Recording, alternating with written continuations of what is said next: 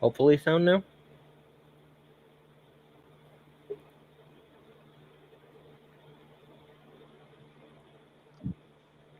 What's up, Zolan? Hey. Hey, Viking. Yeah. Oh, good. You did get your mic working on the actual stream. Yeah. Accidentally added and removed Mike Molinari. Hey, Mike. Hey. Audio's working now, by the way. Yeah, I'm having freaking.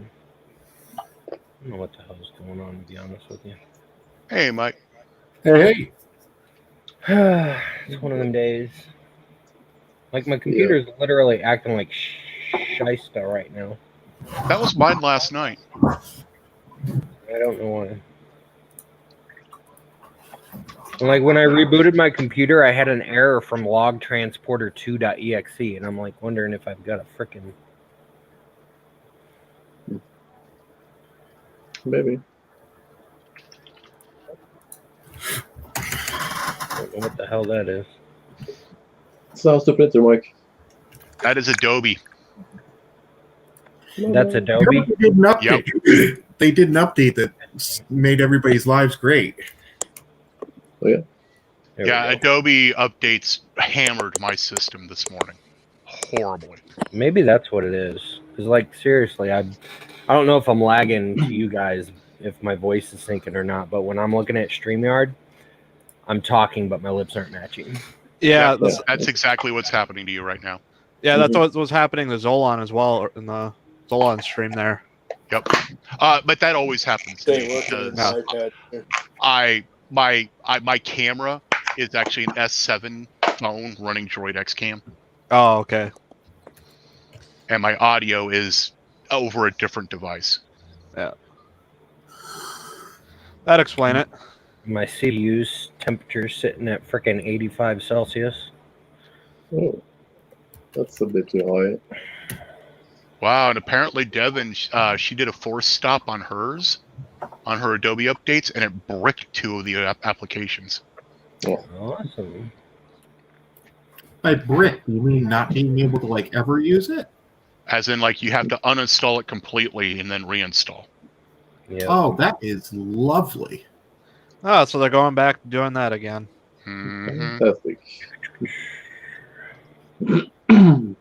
At work, I rarely ever use the Windows partition, so usually the Adobe gets out of date just enough where the updater requires me to install, or requires me to log in, but I can't have to update to log in, and I can't log in until I update, if that makes any sense. So it's basically stuck in this loop. Yeah. And if I were to uninstall, I have to log in. Oh. More or less the same thing I'm dealing with. There we go. PayPal now.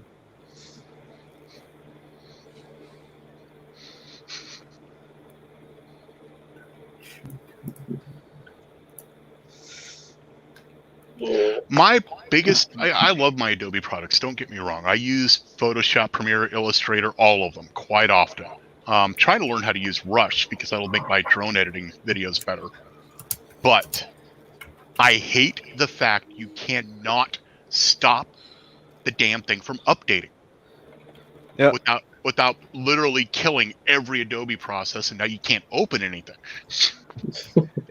On my Windows partition here, like, I have it disabled to, like, even start up when the system starts, and it says that as soon as you open up an application, it'll go back into opening up every time Windows starts again, and it's really annoying. Yeah, Llama, I hope the whole hostage-ware that they are now. I've been paying $59 a month for years now. Yep. I should own some shit. Yeah. Hey, Ron. What, you don't like the subscription model? No. Not at all. Hey, Ron. I haven't seen Ron in a long time.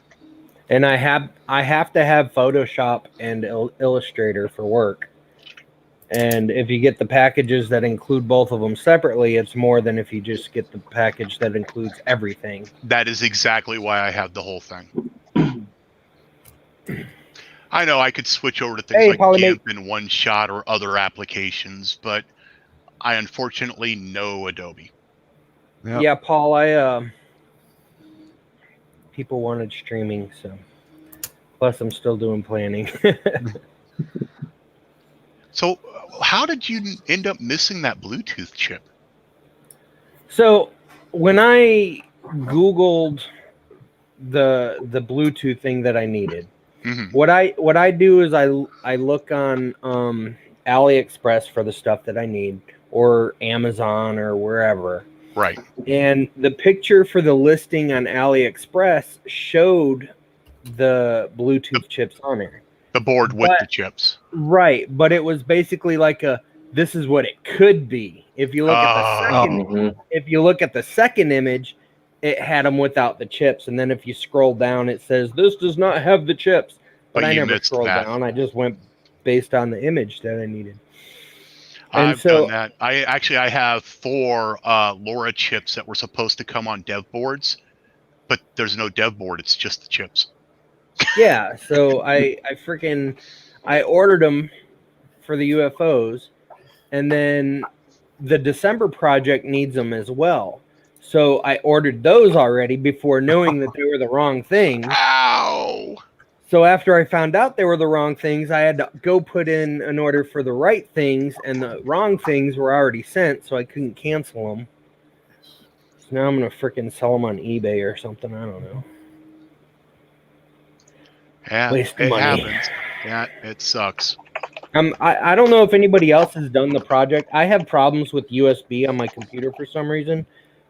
Crap just shuts down. It was working for me. My new solution. I have it built right here. See, do. Cool. So I have it built, and it was working for about 10 seconds, and then my USB completely disconnected. I'm like, shit. So I got it all restarted. It worked for another 10 seconds, and then all my USB devices shut off again. I was like, well, I'm going to assume it's working. Right. Is that a little maze solver? What's that? Is that a little maze solver? Yeah, it's a maze. I provided an Arduino Nano, 2 SG90 motors, and a Bluetooth module that doesn't but I figured out a way to control it, which was actually better because you can control it via USB. Yep. And the Bluetooth modules that I would have ordered, which I'm going to have problems with in December, they don't work with iPhone devices for some reason. The HC05s don't work with the new iPhones. So I don't know how I'm going to figure that one out. But everybody moved to Android. There. Yeah.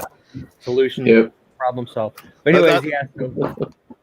So That's why I was a little sad when you said that you're doing it for December. I'm like, ooh, yeah, that's gonna be what I may do is I may ask people if they have iPhones to message me, and I'll order some 06s off of Amazon.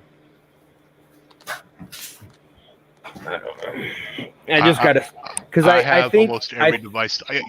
Does it work with Windows Mobile? I have a Windows Mobile phone I can try. No. Well, what the heck? theoretically You want to use Windows Mobile? I used to work for the Evil Empire. Really? Yep. You know, it was great. It was great when they replaced Palm OS on the Trio with Windows CE. That's when I gave up on Palm. I actually really loved my T-Mobile MDA that had the slide-out keyboard, and I really liked my Nokia with Windows Mobile as well. The problem is the major app developers refuse to do anything about it. They refuse to make their apps work for it. Oh. And Yeah, I write my own, so it worked for me. Yeah, Justin, I made freaking send out the 05s, and then whoever has an iPhone, put on the reveal page. If you have an iPhone, contact me. I'll send you an 06. But I think the 06s work with iPhones, so I'll just any future Bluetooth projects, I'll have to get 06s. What's up, Ron? Hey, how's it, guys? Hey, Ron. Zolan, are you live doing that right now? No. This is earlier today. Oh, okay. This was at roughly 4 p.m. today. Cool. Yeah, the doggo's there. Dog's going crazy over his flying. So theoretically, next month's project and January's project And he's gone. It's going to be dark. Oh! Is not available.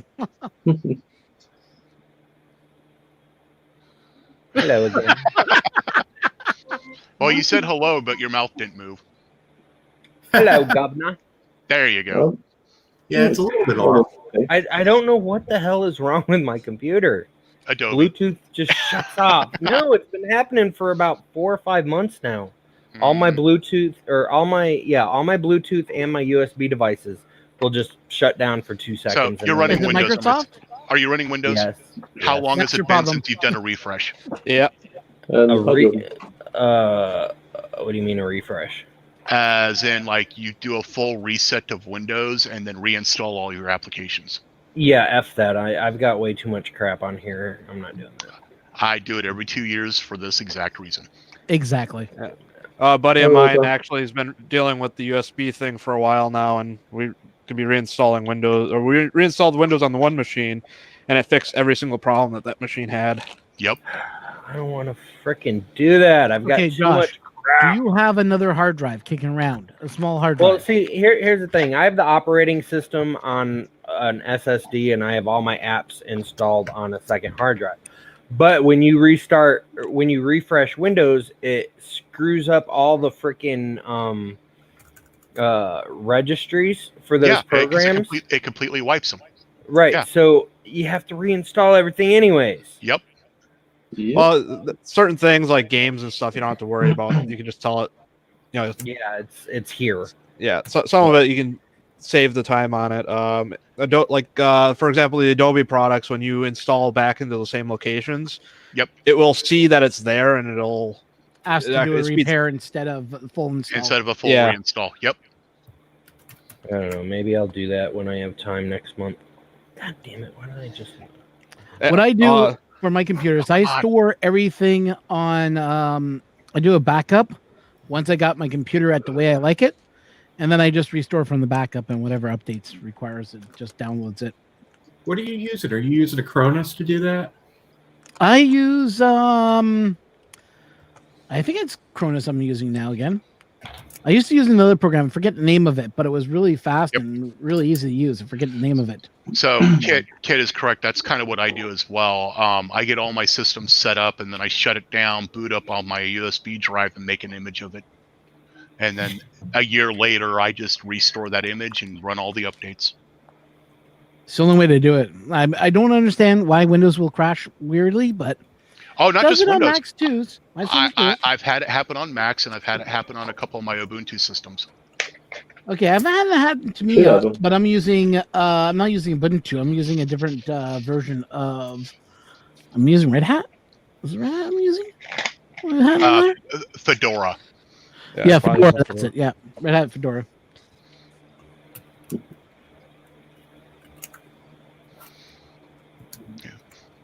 Lightspeed, I don't agree with there's got to be more iPhone than not.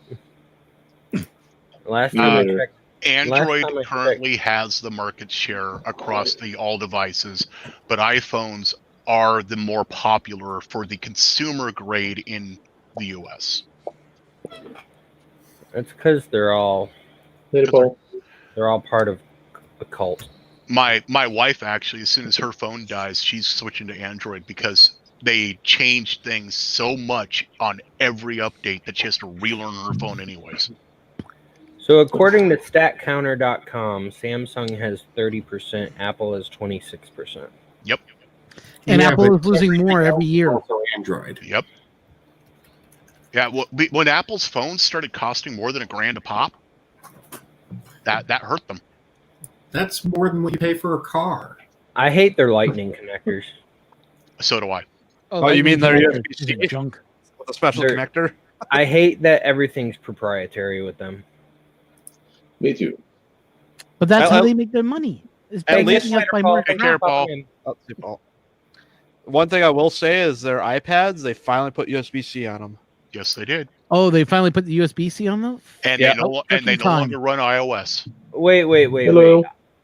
I saw an article a couple weeks ago when the iPhone 11 came out Yeah. that they still didn't put the USB-C on them. What the iPhone? No, they still, iPad. iPad. Oh, the iPad. Gotcha. The gotcha. new The generation iPad, iPad. The new generation iPad is USB-C, and it now runs what they call iPad OS, which is basically a cut-down version of what the new M7 Macintoshes are going to be using. Oh, good Lord. I know this because the company I work for, we have 13,000 iPads deployed. Well, here's the thing, Lightspeed. 13 Majority of the 1,000? population is poor, and Yep. and Who's yelling? if people can get cheap Was I yelling? Samsungs over expensive Apples, then they're gonna go cheap Samsungs Hi, Steven. or cheap I was going to say Samsungs aren't cheap. Android. I meant. Well, So- this is a Samsung phone, $200. What I was gonna say is the next. Samsung. This is- Samsung as well. They're not gonna have ports anymore.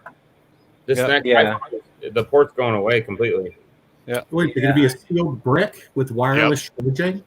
Yeah, so everything goes through this now. Yep. I And kind it's of awesome. like that. They finally adopted something that Android's had for years. What, MagSafe? No, it's Wireless a tree charging. Yeah, And- no, but and- And Shane, you want funny about that? The Windows mobile phones actually had it before Android did. Yeah. I mean, MacBook came out with MagSafe in like 2005 or something. Yeah, but they killed it.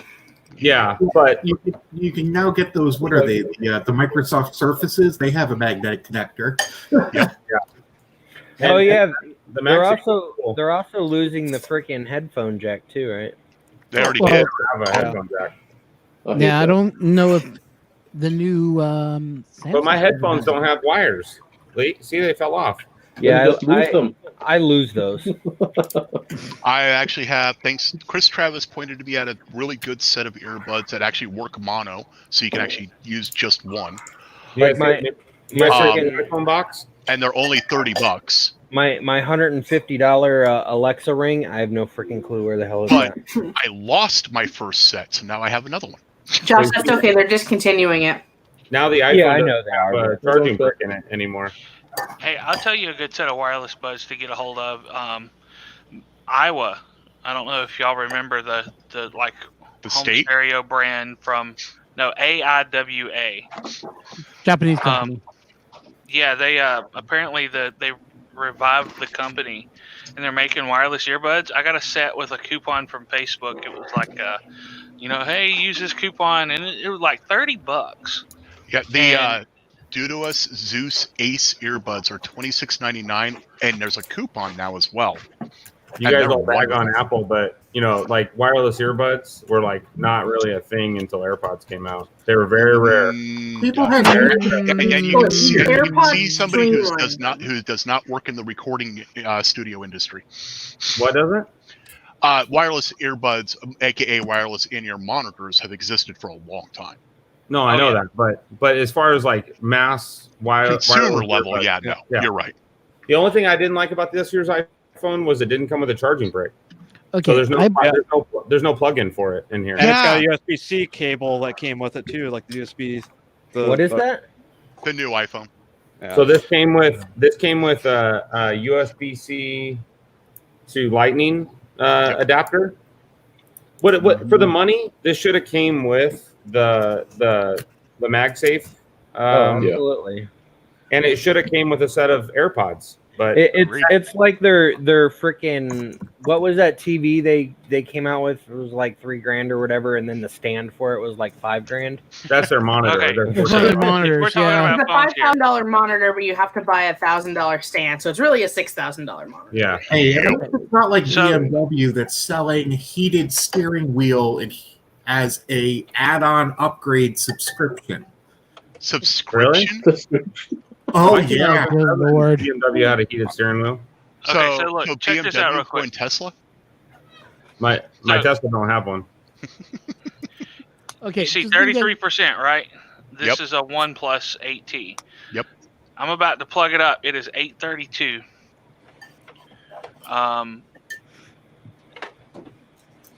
Look what it says. Time until charged. Can't see I can't. clearly. I can't read that. 28 minutes. 28 29? minutes. Yep. Yeah. Wow, to a full That's a long charge. time. nice.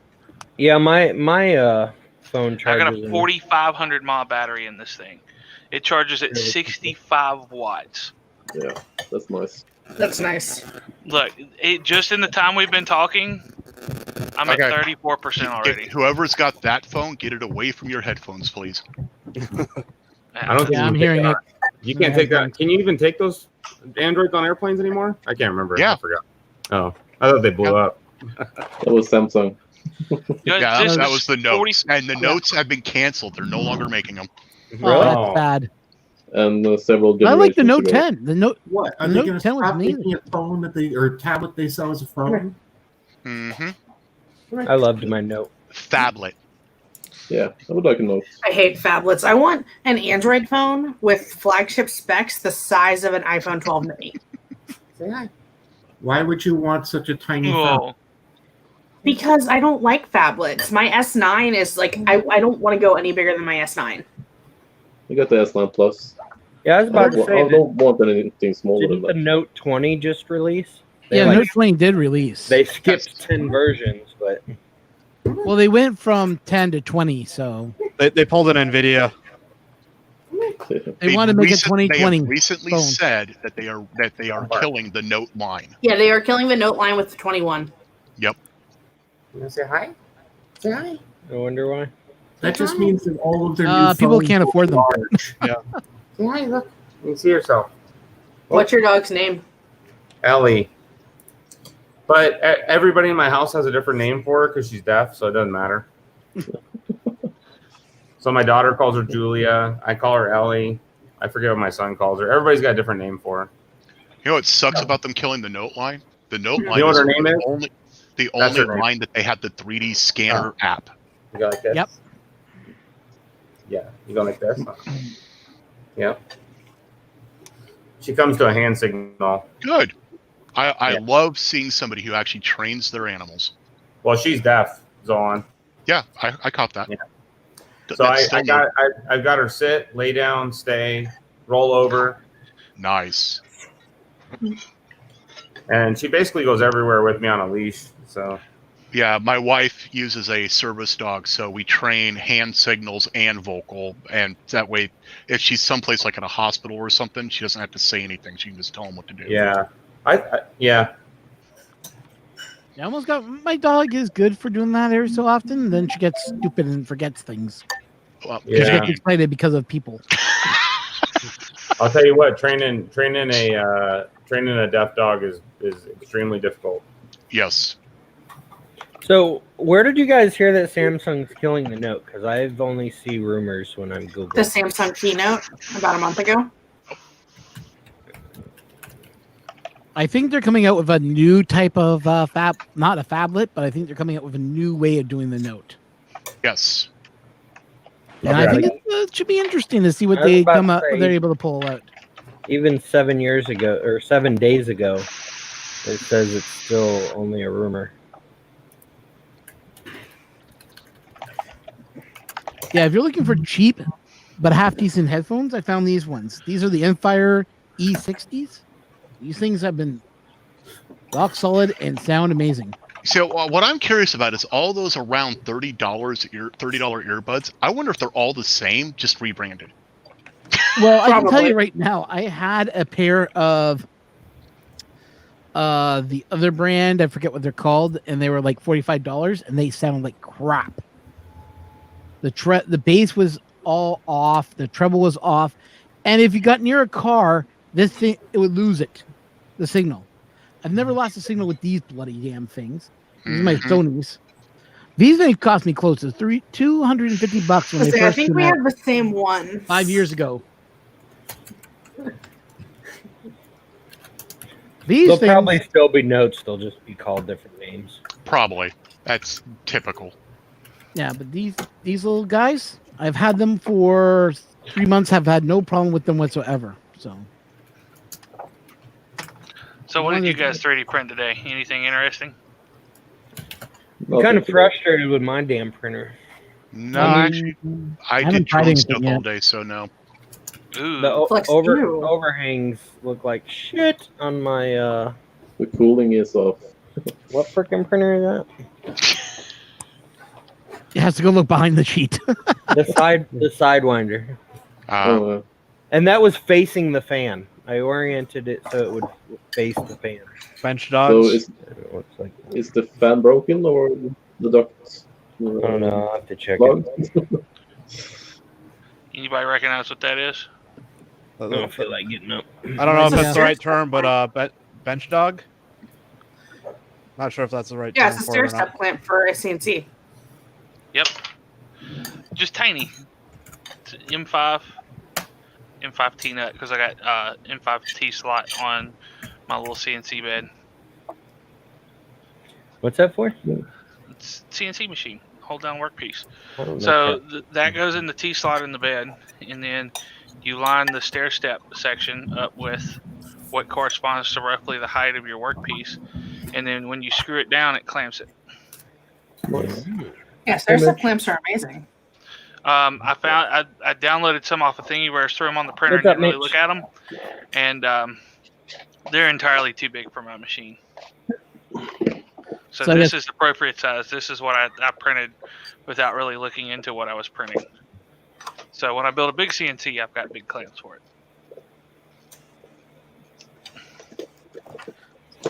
So I'm looking at Mike's picture. It looks like he has a. I'm not sure if it is what I think it is. It is a belt printer, but I don't think it's the one you think it is. Okay. What you're thinking.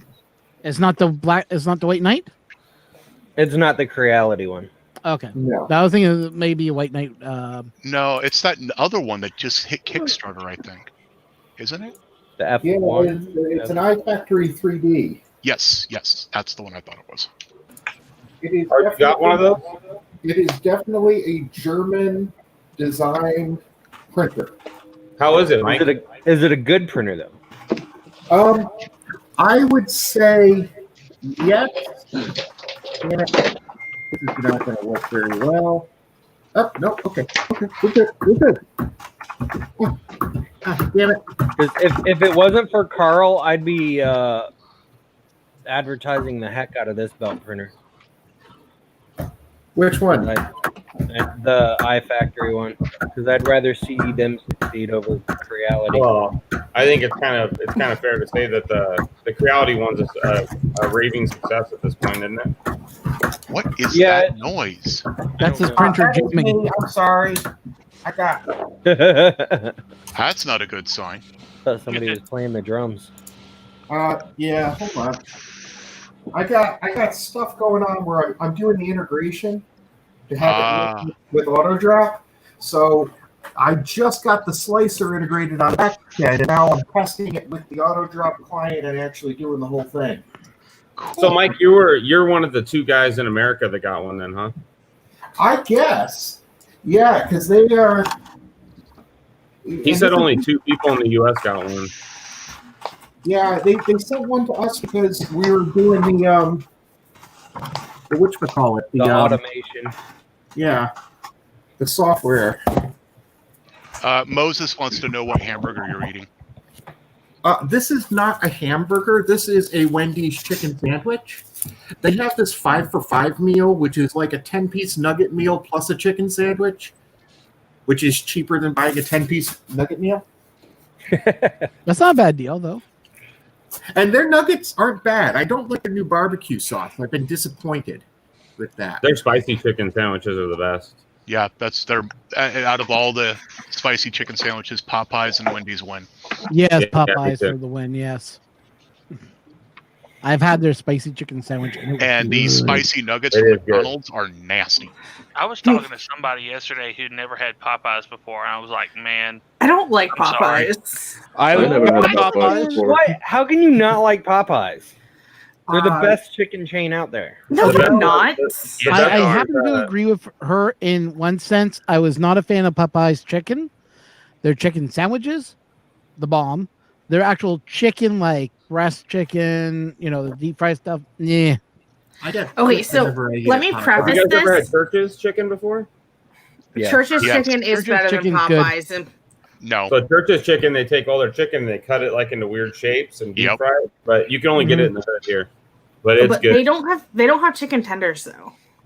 Yeah. Well, when you go in there, you kind of get what you get. I think. Zaxby's, Churches, Zaxby's all of pretty them. good up there. I need the spice. If I don't have the spice, I don't like it. See, I don't Zaxby's- like spicy fried chicken. No, Is there it you I go. like fried chicken soaked in Hey, hot. there you go. Even Llama agrees with you, I- Devin. Exactly's is where it's at. I think it's Zaxby's, but Zaxby's is overpriced chicken.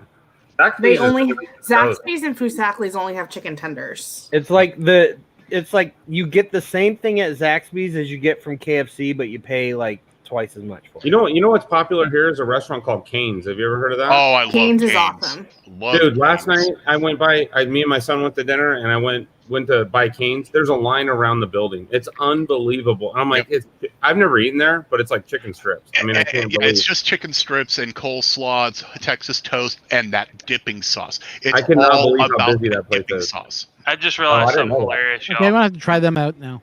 The There's dipping people sauce. around the So block. what I do is I go to Popeyes and I get their chicken, and then I go to Cane's and get just the dipping sauce. See now, I don't. Popeye's That's- chicken tenders are not the best, No, I don't do tenders. but I won't eat chicken on a bone. What? I don't like bone-in You know, chicken. you understand chicken comes, the meat is stuck to a bone to begin with. I'm aware. I'm not a fan of bone-in chicken. There's Devin, one you're reason you're why such a I don't millennial. eat bone-in chicken except for breasts, because I have a hard time getting the meat off the bone. Yeah. I got Yeah. no front teeth. The only reason I have like no teeth, and I still prefer it on the bone. the only reason I like bone-in chicken is because you can't get chicken nugget dark meat. Yeah. Yeah, you can't get dark meats on a bone. Let's face it. When I go to Popeyes, KFC, or any of those, I only order thighs. Why are I your get teeth legs. like that, Zach? I don't understand. You have a job and stuff, right? Health insurance. Uh, Health Yeah. insurance You and just- dental you're not insurance are gonna two fix it, different right? things. Two totally sir. different things. I'm Okay, curious. so number one, my history with health insurance has been really kind of shaky lately. Yeah. Yep. Because I've hopped jobs so much, and my last job, the primary reason for me leaving it was because of the terrible insurance that they Yeah. offer. You got diabetes, right? Yeah, this new job, once it kicks in January, it'll be great. But yes, you have to have a separate dental insurance to get And dental actually, work done. if your teeth are fragmented, which is what mine were, you can actually get a medical waiver for your dental, and your medical will actually cover it. Oh yeah, that's true. The other thing is I don't really like the idea of drilling holes into my skull and implanting studs so they can do implants. Yeah. It but hurts. Might be able to get a bridge. I'm still in the process of getting the studs in. It's not fun. It Up hurts. until Okay, up until 2 years ago, my front four teeth on the top were practically gone, and the only reason I got them kind of fixed to where they're at now is because there's a local dental office that one time a year they'll offer free dental to veterans. Nice. Nice. nice find. Yeah. But yeah, I've got a broke tooth here, completely missing, root tip completely missing. So I maybe could get a crown in the middle of the gap, a crown on the broke tooth, and bridge the other two. Are you gonna fix it at I some don't- point though? Or Do no? what? money Are you and ever gonna time? fix it, or does it just not bother you? Probably not. It doesn't bother me. I had a partial that I wore for a while, and I felt like I was going to gag anytime I had it in me. Yeah. So no, now you it's can't. just like I'm so used to that. Like that's where my tongue sits. I don't think that putting teeth there would be good for me. I think Biting I your would be tongue off. miserable. Okay. Biting my tongue off, choking on my own Nope. tongue, that kind of thing. I'm just Also, used I to it can at this attest point. the studs right here. They hurt Yes. for like Yeah. a month. Oh, Oh, no. When I went It's to been the- 4 years since I got mine put in. They still hurt. When I went to the dentist for these four teeth, insert, right? I asked them if they'd rip out all my teeth and just give me fake teeth. That's what I did. I You hate can teeth. put it in the dishwasher. But I got hit in the My- jaw with a baseball bat when I was a kid, and it shattered almost all my teeth. So Oh, Yeah, no. These Dental two company. and 4 down here are fake. So my wife overheard our conversation, and she said that she likes me better without my front teeth. Teeth are overrated. God well, bless her. stop biting her. See, So- I was 7 when I had my front teeth knocked out, so I didn't have a choice. So I can. I can touch my nose with my tongue because I'm missing teeth there. Oh, I can do that same thing too. I have to. Yeah. That's Please the be able to glue do that that. holds our marriage together right there. But no, I was wanting to make the point that Maker Viking looked so lost while we were talking about fried chicken a minute ago. It hit me. I'm like, he has no idea what we're talking about. Viking, they don't have No, fried chicken where you general are? idea, but Hey, What? Viking, I found out the other day that Norway is a country I can actually go to. So if Civil War starts here, I'm moving in with you. Hey, take me with you. Do they have robots in Norway? Yes. robots, yeah, Yes. there's some teams. I think Norway's actually got mine a uses- couple really nice robotic programs going on. Yeah, don't they have Okay. the world champion robot wars over there? If I remember correctly. I don't know. I have no idea. All right, y'all are distracting me. I'm supposed to be planning UFO stuff. Yeah, how's that So, going? Like that. Halidai, I can't pronounce Wait a minute, if HALODI you- Robotics is in Norway. Hang on, if you're going to concentrate on your boxes, then why are we here? Yeah. We're here to distract you, not to make you work. No, y'all are supposed to help me find projects and accessories for the next 12 months. Ah. Holder. You want that? Yeah, what? I've got an idea that I Paper might, towel holder? That's probably not very UFO project. Josh, Hey, don't. Josh. No, come on, be nice. I got an idea. a star tracker. so I had a similar thing to what Ron was saying. And there he going goes. Oh, Start using OBS. Anyways, Device not available. it smells like my dinner's almost done, so I'm gonna Who would want this? What's for dinner, Zolan? homemade taco salad. Welcome back, Oh. Josh. are you back? You know, I did a 24-hour stream and it didn't happen once. I've been on this stream for 38 minutes and it's done it twice so far. I blame Ron because Ron wasn't on your 24 hours. I know, right? Yeah. My No, I was there. overheat. Oh, you were? Yeah, I was well. there in chat, not in. Oh, yeah, that's what I mean, though. You weren't in actually the. No, it wasn't in the video. No. Because Oh. the games he was playing was games I don't have. So So this guy here, it's called a Arduino Pro Mini. It can emulate a keyboard. Is that the tiny? Wait, what is that? It's an Arduino Pro Mini. You Oh, can emulate a keyboard with it.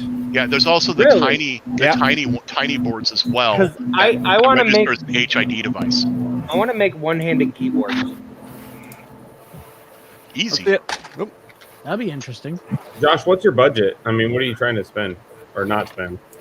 I have a monthly budget of $12 And to there he cover goes the again. accessory and the product. $12.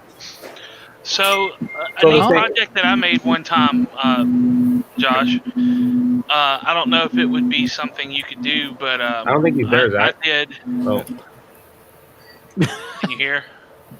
He's back again. So he's trying to spend the same amount of money he spent on his computer. Go ahead. So anyways, Oh, yeah, so it's keep I on. have a $12 per month budget to cover the accessory and the project.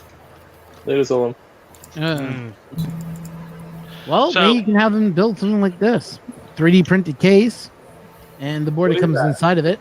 Well, It's is that about for a streaming $5. run? I use this whenever I play like retro games. Oh. Like Because a what retro- So the buttons are about maybe I think like $3 a piece, and the Yeah, joystick is that about blows 10. out the budget right there. Yeah, maybe. But the thing that I have here, which is a macro keyboard, basically just has macros on it. This is, I know under it's like it was like $3 for one of these, and then it was like $5-6 for like 100 tactile switches, like on here. Yeah, and pretty much anything off of AliExpress I get for about 30% cheaper than what it's listed on AliExpress. Yeah. Maybe you can get the joysticks off of AliExpress cheap. Maybe. It's worth having a look. I mean, if you can get the parts from China, that's where they're all from. Yeah, if you have a link to like where I can see what all the parts are, I can look it up. How many months ahead are you? Are you like next month or? I've got December and January. I gotta sign back up. January is going to be pretty. January, people may not be completely happy with it because there's not going to be much to do besides print a case and program it. But I think it's going to be super cool. I don't know how you keep up with it so far, man. I've got a tiny robot attached to me that's pissed off. And just so chat knows, this is going to be complete spoiler stream. So if you don't want to hear UFO spoilers, leave now. But so January is a Wi-Fi webcam that I figured people could put on their printers to monitor their prints. Oh, nice. A Wi-Fi what? A webcam. Oh, really? Yeah. Wait a second, are you using one of them ESP32 camera things, or? Yep. ESP32 with the MB, the programmer board. I'm gonna sign back up, Josh. Sweet. That's actually a pretty good thing. I can't believe I don't know what happened last time, but I thought I had it figured out. Justin, I do watch Make Anything every once in a while. That looks like a full micro switcher, do you? Hey, I just got mine yesterday. Oh shit! I do have my. Yeah, there's like 15 to 20 UFOs that are still supposedly sitting in Jacksonville or Ocala, and I don't know why. It's been a week. That's my wireless headphones. Earbuds. Hey, Josh, I'm going to send you a link to at least I found some parts on AliExpress.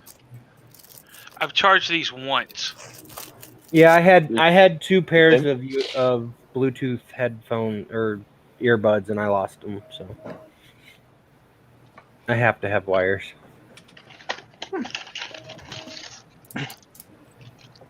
My wife was bummed when we got these phones because Justin, link me that. And she was bummed that these OnePluses don't have headphone jacks. I was like, "Do you even know where your headphones are?" No. Well, I'll just order you a set of USB-C headphones. I'll tell you what, USB-C is pretty slick. I got one of them docking stations for my Chromebook, and I was able to hook up 2 4K displays through it, and it's like insane. I just like that I can use one cable on my desk to charge 2 different controllers, my VR headset, my phone, and my Chromebook, and my tablet. That's exactly like a MacBook, Devin. Yeah, but MacBook just got Everybody USB-C. criticized them for going to one port, but now everybody's going to one port. No, Are iPhones USB-C? No, they're not. 2, 3, 4. Here's the problem 5. with MacBook, though. USB-C is amazing. It should be included in all laptops. It should not be exclusively included in all laptops. Well, what you need a headphone port, you need USB-A, you need HDMI. So my cell phone, my Chinese brand cell phone, charges faster than a MacBook. How do you know? Do you have one? 65 watts. That's what comes with a MacBook, a 65-watt charger. It's like 62 watts, isn't it? No. I thought it was 45 on like the Airs. No. I'll show it to you. Let's see here.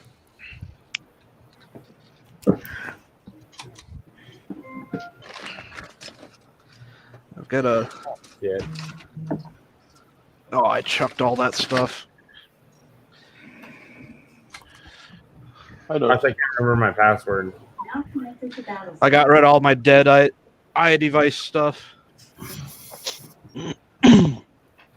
Wrong type of switch. Maybe this is why I didn't redo my... Oh, there it goes. Jesus Christ, finally. Does anyone have any laser experience here? I don't know, but I'm about to build a laser. No, I'm wanting to know if meringue will hold up in a laser or if it will just get everywhere. Meringue? Yes. Like egg whites? Yes.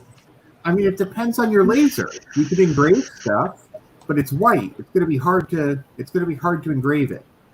Yeah, I know. Because I'm doing a video that's going to come out on Thursday about how I'm making. I'm comparing sweet potato pie that I make myself and that I buy at the store, which is engraves better. But my dad wants key lime pie at Thanksgiving, so I wonder if I buy a key lime pie, will it etch well? No. Mika, I thank you so much for subscribing all the way from Australia.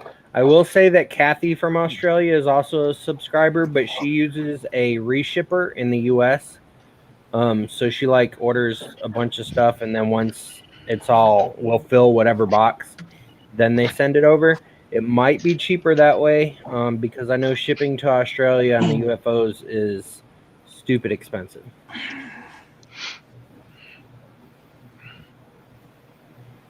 It'll cook. Okay.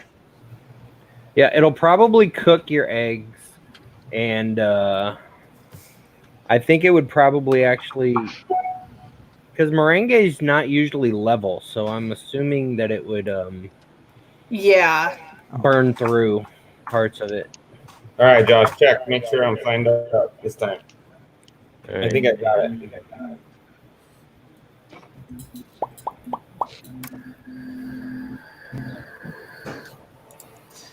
Okay, there you go, Josh. What I can find so far. I went to Profile for a few months, and they kept sending me brown, and I didn't want brown. I have enough rolls brown. Hey, Josh, share my screen.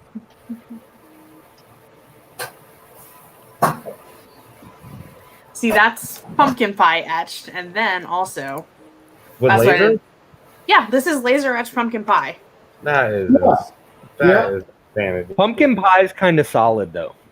Yeah, Yeah. meringue, Level surface there. Meringue is like putting whipped cream on top of something. you're gonna push all the air out Well, of it. not unless you do lemon first and then you put the meringue on top of it. But meringue is basically protein holding air.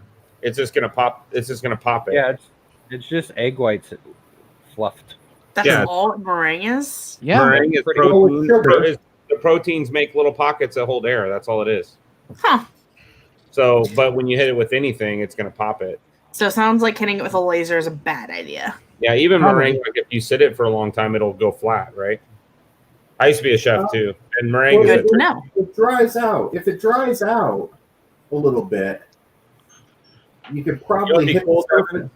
corn. You could do like cornbread, or you could do like stuffing. Probably things like that would be, you could do lasering on that, I guess. Laser etched turkey leg. I never thought about laser etching food, but that's kind of a cool idea. I've also done cookies, hamburger bread, and tortillas. Tortillas is a good idea. Yeah. Imagine a taco shop where they had their brand on the taco. That'd be awesome. Everyone gets lasered a little bit. Oh, here.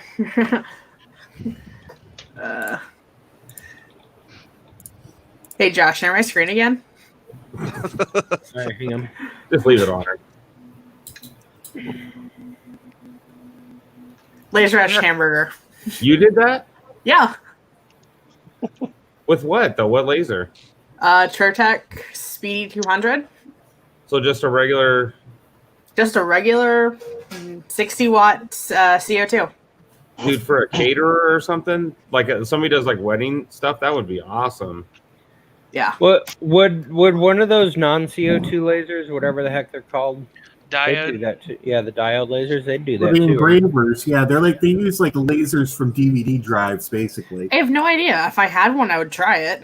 What They're only does a like $100 diode burn it though, right? Wait, what? Doesn't a diode burn it or no? I don't know. I don't have a diode laser. But a diode's like Yeah, one of the it cheap works the Chinese same ones, way. right? Wait a minute. There you go, Devin. Now they burn. have a goal for your, help me buy So a diode laser is like what's in a laser pointer, just scaled up real big. But it burns the surface, right? Yeah. I mean, it's the same as a CO2. It's just the diodes don't get near as powerful as the CO2. But that didn't look burned to me. That didn't look burned. It was burned. It had to be burned. There's no other way that it's acting on But it looked the, lighter than the bun. It Yeah, might because have you're just- shaving off the top layer. So is that like Instead of burning it, might have did you just burn it and then blew it like off. brush the top of it off, like where the black would be, or no? It's a good question to ask Devin, which he is not answering. Wait, I know. come again? So when you did the bun, did it when you first lasered it, did it come out black and then you No. like brushed it off? No. At first, I did it too hard because you're just wanting to, because like you've got the flaky layer, the brown layer, and then it's kind of white. But if you go any deeper, it would get all of the top, like that top film off, and it would get to the squishy part of the bread, and then it would just kind of like sink. That is interesting. Because you would think it would burn it. Because every other laser I've ever seen is like burning it, basically. Like the one that Ed does, he's like burning that paint, and then he brushes it off. You know. All lasers burn. It's just a weird property of the skin of the bread, just like flaked away after it was hit with the laser. Yeah, that's interesting. I'll be right back, y'all. I gotta take doggos out. Yeah. So this is Andrew's latest print. Oh, nice. Who? Andrew S in chat. Is that a fail? No. No, that's Evangelion. I gotta make you bigger. Yeah. Is that an Eva? Oh yeah, that's Eva. Is that an Eva Pez or something? Or? So looks like a Pez dispenser. it isn't. It's a stand for it. I have no idea who that is. Evangelion. Yeah, Genesis looks really cool. Evangelion. You lost me too. Yeah. An anime. Tom, Viking, I thought you moved. He's still in the process. Let's put it this way: Yeah, if you guys don't like, don't care about I see religion or nothing anything, behind him packed up. Yeah, he's like been nothing in the process of moving for like 2 months. I haven't packed my apartment for 2 months. Oh, here he's gonna show us a box with something in it. One of them, it's almost full. Oh, there Here, you go. Steven, you'll appreciate this. All right. Make it big. We laser etched a MacBook. That is awesome. That is really cool. Yeah. Is that a cheap? I mean, how much is that laser? I want to say like 20 something. 1,000? Not too bad. Yeah. Dollar. Yeah. No, it's like 20 bucks. Oh, 20 bucks. Like, okay. It's an industrial laser. Oh, I thought you meant like K40 pretty cheap these days, though. Get That's a diode 40 laser. You can get a diode laser for $20. See, but you need all the cooling and all that stuff, right? To do that. Yeah. Yeah, you can get a For the CO2, but not the diode one. So I wouldn't get a $200 Chinese one and try to laser my $3,000 MacBook. I wouldn't do that. I mean, you could. You can get the $400 K40 laser. They're cheap. They work great. 400. Those things you can get them cheaper than that. They used to be like 350, but with the tariffs right now, I think the prices are higher. You can get a whole K40 printer with that diode laser on it, and it's like $200. I thought. No. It's not a diode. It's a CO2 water cooled. Oh, like gotcha. it is a beefy machine. I don't understand how they do free shipping on it for $350 when I ordered it. But you got because it's China and it's only $100 and freaking. But Mike, you can do like metal stuff. Well, you can etch. You can like do something to the surface of the metal, but it's really for like putting acrylic. I cut acrylic on it. Yeah. Oh, you cut through acrylic? Yeah. How much are the glow forges? I think they're like 4,000. Glowforge is $2,500. It seems expensive. I don't know. They're cool though. I would grab a K40, beat the crap out of it, and then maybe get something nice if you really wanted it. But the K40 is good enough for the K40 is the Chinese ones, right? That like everybody upgrades them and stuff. Yeah. Once you put on an air assist, which is just like a little blower that you clip on around the nozzle with a little air compressor on the side, you're pretty good. And you got to get a better fan to suck the stuff out because you have to vent it. Yeah, I'm using like a little diode laser to start building a little printer with because I don't need too much. I mean, I don't know. I basically want to do it to help my mom with her crafting crap. And she doesn't need something super expensive. She'll just break it anyways. Josh, how's your tester coming? Are you still working on that? I'm working on parts. Because I had redesigned parts, but my freaking Sidewinder is turning out parts like that, and it's pissing me off. Get one of those fans from TH3D, man. The Mechatronic fans, they're crazy. Oh, I have 50,000 fans around here. I just Hey, Robert. I used that fan from Tim, and I mean, I couldn't run it over 30%. It's crazy. because I have 50 millimeter blowers that I'm gonna do on the Tesseract. That where the hell are they? I don't know. They're over here somewhere. What do you think of the data list, Josh? I don't know. I don't know anything about it. I guess it prints good. Looks nice. I mean, it's kind of a rail core, but Yeah, I hear it's a rail core with a couple added parts. it addresses a lot of the issues of the rail core. You know, the extruder assembly, etc. But I don't know. It's expensive. Yeah. You can see the I flow can show. core. It's kicking ass back there. Well, it's not even the fail core anymore. It's 90% new parts. It's 99% new parts. I did the math. But it's kicking ass now. Hey, Ashley. There's mine. Good night, Andrew S. Oh, that's your. Oh, dude, that's crazy. That looks just like mine. Yeah, it's probably the what was it called? Mine was mine's the one of 2 Alien Edition ones, I think. Yeah, Actually, I think I sold 4. So there's only 4 in existence that have the Alien 3D engraved base plate. Yeah. So mine has that same thing. Only mine says Alien 3D on it. You know what though? I hate that plate because I get so much shit collected down on the bottom. I did too. So I did too. Josh, I designed a little trough that goes in there so you can sweep it into the middle and then like empty it. But I need to cut the hole for it. But I'm gonna make a dumpster for it. It definitely needs a dumpster. It does, man. It's crazy. I just take the shop back and just go through the bottom. And did you change your bottom panel or what? yeah, because this one's actually warped. It came completely. It doesn't really come across on camera, but it's got a huge dip right in the middle of it. So all of these motors, they were kind of. They weren't very like off kilter, but they were enough where you could actually see it in the print. Well, you know, now they recommend the braces, the supports. Yeah. They go on either side of the motor. And I've wondered that too. Like, how does it keep the motor aligned? But I guess it aligns because of the carriages, right? Yeah. Yeah, I was like shimming the motor just to get it to work. And I said, screw it when I ordered the Halo because I kept having. Me too, man. Having stuff on top. It's like, this is. All right, I've got one last cool thing to show off with a laser. Oh, my cookies. Last year for Halloween, I did pumpkins. Oh, that's cool. Oh, that is cool.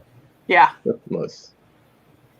How do you turn it around the thing? Axis. Like this. Hide your porn.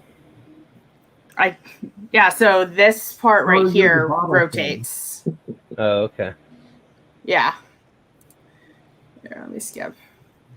That's pretty cool. Yeah, and you see that it rotates. That's crazy.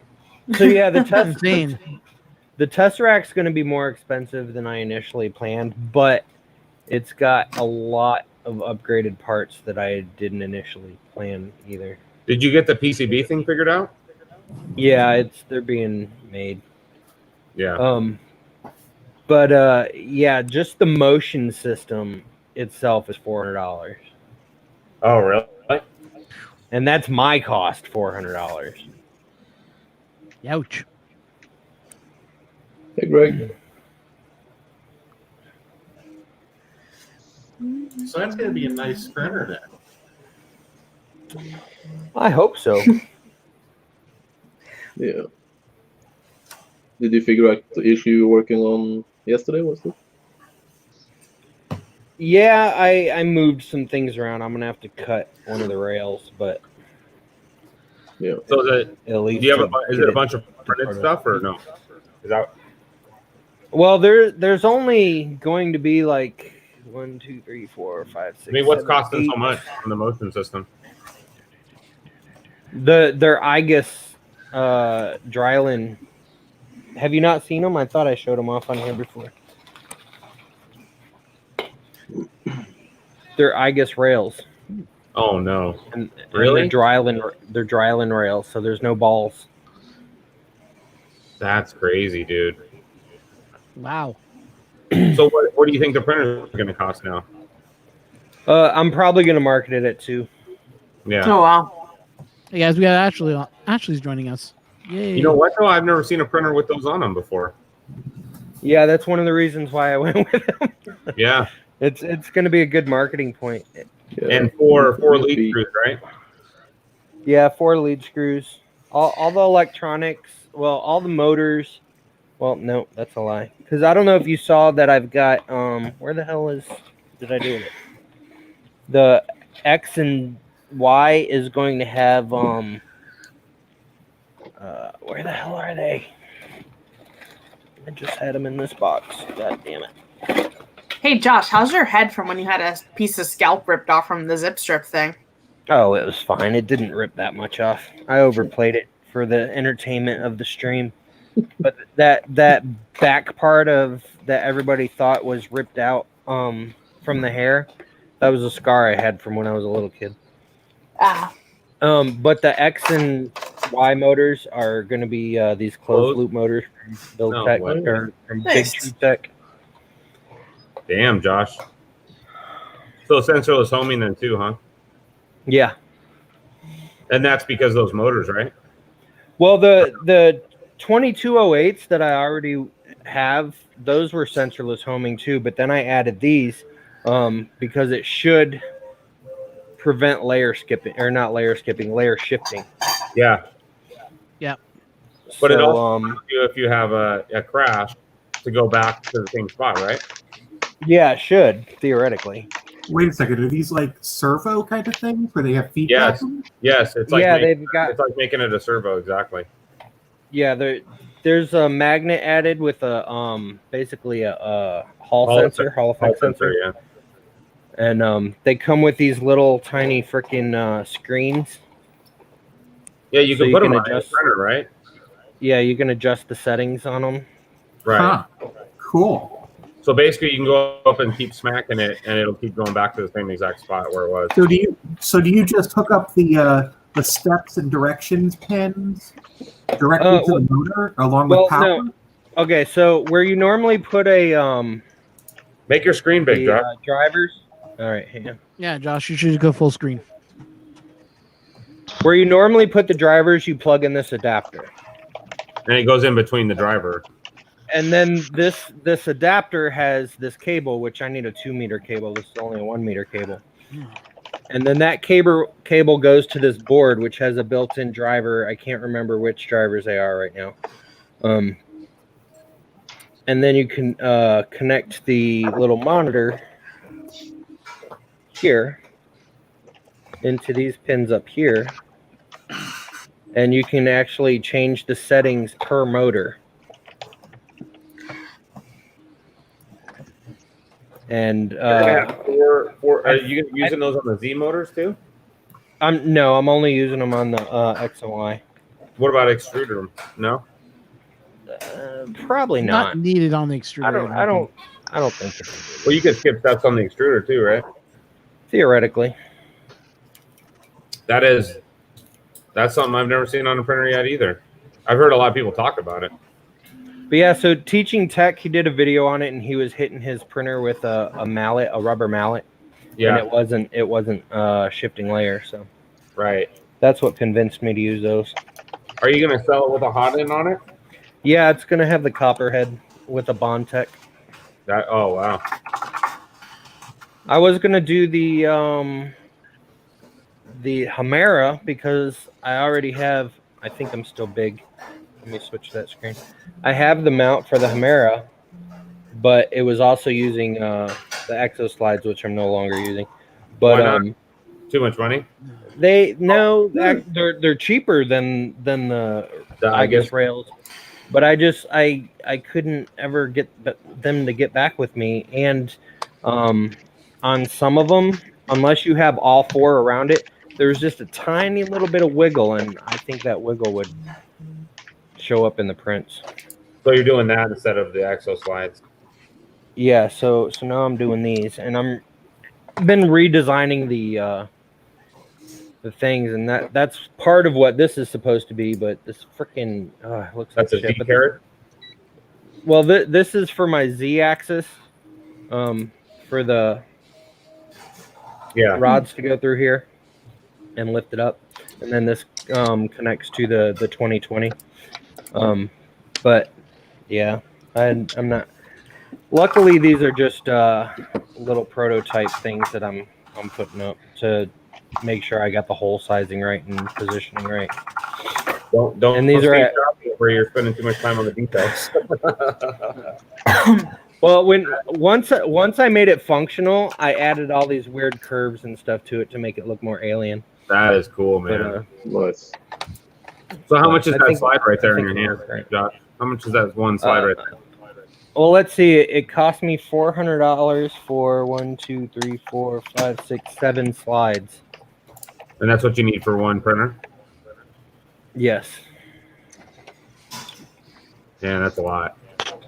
But you don't need now you don't need linear rails, and there's no aligning linear rails up. Well, you still got to line these up because these are going on all axis at the same thing. But they're I don't know, they just seem. I think they'll be better. It looks better. Well, even on a linear rail, you got to align it on the extrusion. And yeah, you're still gonna have to do that. Yeah, that's it. That's pretty cool though, man. Do you have pre-orders already? I've got one. Yeah, I've got one pre-order. That's how I ordered some of the parts from Big Tree Tech with that pre-order. Well, I'll tell you, if I had the money right now, I would give you put down a pre-order, but I'm broke, fortunately. Did you see my Oh, I already have it mounted. God damn it. But I got 565 by 565 flex plates. No. And it's got a 1300 watt AC bed, silicone bed heater. 1300 watt may be a little overkill, but it should heat up fast. Yeah. Overkill is good. You like the Sidewinder, right? The Sidewinder heats up pretty fast. Yeah. And it's only a 300 watt. Right. Cat purring. It's Matt. Yo. Hi, Matt. What's up, Matt? What's up? Hey. Hey, How's man. it going? I haven't seen you on here in a while. Mr. keeps getting banned from Twitter. I think I'm permanently banned. I don't think they'll let me back. I get back on Facebook in 4 days. I wonder if it's because I'm in here. Josh is having all these problems. I don't. I don't know. I don't come on. You have no problems. I come on. You have problems.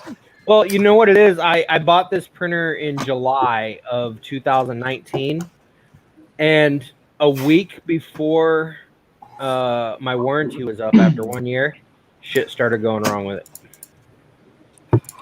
And now my warranty's up. Yay. Got your box in the mail today, Josh. Sweet. I already ate the gingerbread cookie. You know the gingerbread cookie was supposed to be the December treat, but when I went to pack the UFOs, I was like, oh shit, I forgot to order treats for November. So I put the December one in there. So iPhone expert, I don't know your real name. You see my 3D printed bait here? I saw you ripping on one earlier. I'm sorry, who are you? Zach. Oh. Yeah, that's cool. Yeah, I don't know. I thought about trying to make one once, but I don't like doing it in the first place, so. This is what got me into 3D printing, so. Vaping? Yeah. Yeah. I made and sold mods for a hot minute. There's like a whole niche of 3D printed vape. Lightspeed, what headset is that? What? What headset is that? Oh, so I told you I bought my son the new Oculus. Mm-hmm. So he gave me his old you bought one. your son, yeah. So he gave me his old one. so that we could VR together, but I keep forgetting to charge it, and so every time we go to play, it dies on me. How do you like it? Hey, what's up, James? Oh, dude, my son's a big kid, and I think he gets more exercise doing that than just about anything. I mean, he comes out of his room just dripping in sweat. That's what this thing right here is for. Beat Saber is a real workout. Yeah, it's great. I mean, as far as video games go, it's pretty great. Honestly, it makes them work for it for sure. Mm-hmm. So check that out, Steve. Yeah. It's a gun stock for Oculus. Oh yeah, I've seen those. Yeah, the one that's on Thingiverse, the way it's designed, it breaks at the joints real bad. So on this one, I used heat set inserts and kind of like a dovetail thing, 2 on one side, 1 on the other, and this thing is rock solid. It's all heat set inserts on the top rail. Yeah, I'm just not good at it. I mean, I've tried I haven't played a lot, but I want to get better at it because it's something me and my son can do together. But dude, it is so fun playing shooting games. The one I play is called Pavlov, and called what? Pavlov, Pavlov. The one we're playing is like One Survivor or something. One Survivor is fun. I'm not familiar with that one. I'm playing on full PC though. I've got a Oculus Rift 1. But it's so fun because guys will pick up snipers, and if you've just got 2 floating, grips, it's hard to really hold it steady. And I can pull it up in this thing, and it's just like wasting kids. I thought about getting an Oculus until I heard you have to have a Facebook account to. That's the only bad part about it. Yeah, but I can't have a Facebook account. Why? My August information that was released public. You can't have a Facebook account because of that? Facebook will delete my account. It's against their terms of service. Yep. That's bullshit. They've deleted my accounts 3 times. In that case, you should get a Vive. That's why somebody else runs my Alien 3D Facebook page for me. Just make fake info. Yeah, but then I have to report it, and then who I report it to tells Facebook. Oh, so you're not allowed to have a Facebook account? Not Facebook's doing it, really? No. Facebook is who deletes me. I'm allowed to have an account wherever I want, except for it's against Facebook's TOS. Like I have to register every 2 months. And if I create a new social media account, I have to report it within 48 hours. Otherwise, it's a 3rd-degree felony. I can go to prison for 5 years. Fuck that. Don't go to prison. We like you. You can't get that expunged, huh? No, not in the state of Florida. I'm really curious now because I did not hear about this shit. Okay, so but I don't necessarily want to ask personal information on a lot. No, honestly, I don't care anymore. Like my first 2 years of running Alien 3D, it was my absolute biggest fear that people were going to find out, and then Alien 3D would be over. But somebody decided to make it public in August, and I had to, release the information. Not that I was hiding it because it's public information if you Google my name, but I'm a registered sex offender for something that supposedly happened 23 years ago. And got it. And when it came out, I thought everybody was going to bail on me. And over the last 2 years, people have gotten to know me, and everybody supported me for the most part. And so I thank all of you guys that are still here because all of you've known about it. But yeah, it's something I've been dealing with for 18 years, and it freaking sucks. Just saying. Well, I know another guy that was in the same boat, and he was here in Arizona, from kindergarten to seniors, they all go in the same school in a lot of cases. Right. And he was an 18-year-old senior, and he was sleeping with a 17-year-old sophomore, and or whatever, junior. I mean, next grade down. And anyways, the mom found out, called the police. He gets arrested. He goes to jail for 4 years. And now he can't he's gonna have to register for the rest of his life. Yeah, it's a lifetime punishment. It's fucking ridiculous. And in this case, it was both consenting, whatever. So That's just nuts. Yeah, it's bullshit. hey Matt, what are you printing over there, buddy? Nothing right I now. you're that printing by now. I do have to get this printing very soon. Actually, I should finish it up. I can probably get most of it done in like a day or two, but I'm just such a slacker. Did you get the wiring done? Everything up top is done. I just got to wire up the thermistor. It looks good. And then underneath, I just got to bring everything to a terminal block and then run it to the board. I wish my Oh, build the looked other that side good. looks really good too. Yeah. It looks really neat. I don't know if you know this about Jake from State Farm, but he's extremely anal. The wire management is like, that's what drives me nuts. Well, the Voron guys are pretty anal about their wiring.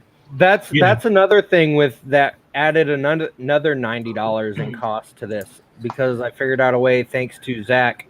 I'm putting cable chains all on it, and I'm, instead of printing the cable chains, which would take frickin' forever. Yeah, they're not as good. I'm ordering those from IGUS, and those are another $80 to $90 a cost. I got genuine It'll be worth it. and they're so worth it. Everything is just. Yeah, it's definitely worth it. And make sure like everything's like, supported. Unlike like Mike, your I don't know how you feel about that cable chain on that belt printer, but that kind of stuff drives me nuts when it's just like hanging. I'm gonna make you big for a second, Matt. That cable chain in the back, is that completely vertical? There's no support on it? Nope, there's just a stop to keep it straight.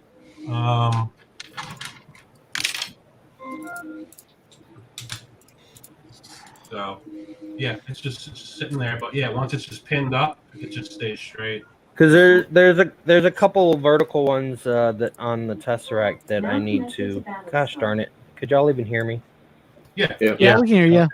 So there's a couple on the Tesseract that need to go vertical, and I'm having issues deciding where I want to put them. But if they'll go vertical like that without back support, I may do that. Yeah, I just you probably can't see it because the head's in the line, but there's a stop right here that just keeps it from falling backwards. Oh, Other okay. than that, yeah, it's just no problem at all. Matt, did you print everything in ABS like they want or no? I used ASA, so Even better. Hey, Does Brad. ASA not shrink? I've never really printed with ABS, so I can't tell you. how much ASA different it shrinks is. just a slight, almost not even worth mentioning amount less. Doesn't curl quite as bad. It's Did you got print it a 100%? Excuse me? You just printed the models at 100% like you would anything else? Yeah, well, I made sure my printer is dialed in dimensionally. Right. So, whatever shrinkage there's supposed to be, it's accounted for. Because I heard the Voron parts were like oversized a little bit to compensate for the. Yeah. Mhm. So what did you have to do anything with that or no?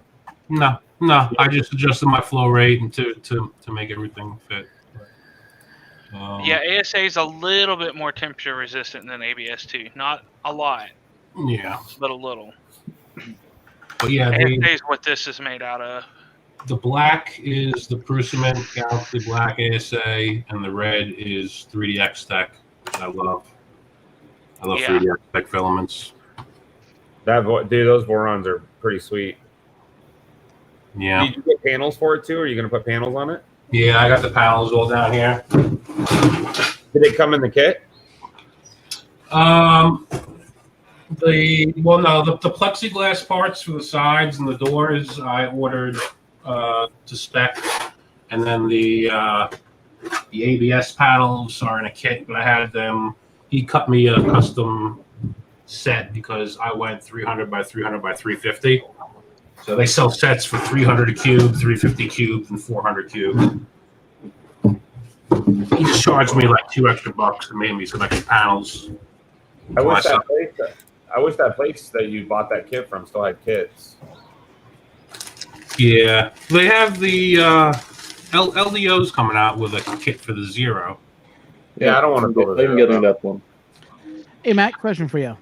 Yeah. Agreeing with ASA, did you notice any weird smell difference? Like, I mean, when we print with PLA, Petri, there's no smell. I've heard ASA has somewhat of a smell. Did you have any problems with it or no? To be honest with you, I can't smell much anymore due to past endeavors. But yeah. So No, ASA does kind of have a weird smell. If doesn't you're smell like used, ABS. you're right. If you're used to ABS, it's a little alarming at first. I thought I was melting acrylic inside my printer because my entire enclosure is acrylic when I started printing ASA, and I realized no, that's just the smell of ASA. Okay, So so it's ASA does have a smell then, so I got yes, worried it about that. absolutely Okay. does. Yeah, If you're printing ASA, it kind of smells like melting acrylic or hot acrylic. Okay, so I'm gonna have to get an enclosure and somehow filter the smell. Great. Well, I mean, an enclosure is recommended anyway for the Yeah, you need an temperature. enclosure. Yeah, like I know if like when I print with Petri, there's no smell. When I print with PLA, no smell. But Right. I got a sensitive nose, and I got people with breathing problems in my So in the this area is where the smell of this printer will travel up. So I gotta be careful. You don't want it around any animals if you have cats or anything. I have cats. So. Did you guys see the 700 by 700 steel panels that are going on the test rack? That's a nice printer. That tool changer? no. Oh, okay. It's a Core XY, but it's a string drive instead of belt drive, Oh, and the steppers for it are in the bottom. So I route the string to the bottom. But this is the machine I print a lot of high temp materials on, and I've got a full enclosure on the top, and the door's open to it right now. But I've got a full enclosure in the bottom as well, and I don't have any kind of fume handling on this. It's just an enclosure, and I can be in the same room with it printing ASA, no problem. Well, that's good then. Yeah. I just I printed all the parts on the end of the 3, just in a cardboard box with a fan and HVAC pipe out the window. Oh, one of those aluminum flex pipes. Yeah, I think when I build my MPCNC, I'm going to use this table that the printers are sitting on. So I'll have 3 by 5 ish cut area, 3 foot by 5 foot, and my printers will be on a different table over here, right next to a window. And I think that's when I'm going to get into exhaust vent. That's a cool printer, though, man. That string printer is cool. Mm-hmm. Thanks. I got to hop off here. Apparently Josh also has to. Hey, Mike. See you later. Bye. Later, Mike. Yeah, y'all missed me last night or night before last. It was I think it was me, Ben from Tiffy's Lemonade Stand, and Warkaki on Justin's stream. Like after the stream had ended, and I was trying to max out the step rate on my clipper setup and managed to successfully do so without crashing the printer. Yeah, I saw you go into the meltdown mode of the printer, like shutting everything off, but I didn't see get the full speed out of it. Yeah, I topped out at pure X and pure Y moves. I could get almost to 600 millimeters a second, not quite, before I would run into clipper step rate limit. And then I was doing diagonals, which is one stepper only, and I think 400 millimeters a second was overloading the step rate of the stepper itself. So I theoretically could print somewhere in the neighborhood of 400 millimeters a second on it, but I don't feel like tuning that in today or anytime soon. Maybe if I get bored one day, I'll tune it to print at 400, but that's... Yeah, and my acceleration was at 6,000 as well, and it had no problem with that.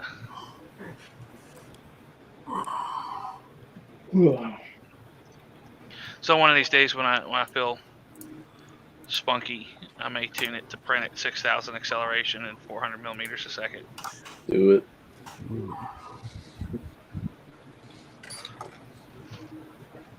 I've kind of been kicking around the idea because I've got a supported Y.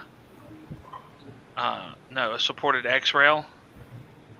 I've been kicking around the idea of going to just a what am I trying to say? Just the MGN rail instead of having the piece of 2020 on there as well to lose some weight. And then I think I'd probably have a better success rate at printing that fast. Yeah, probably will help.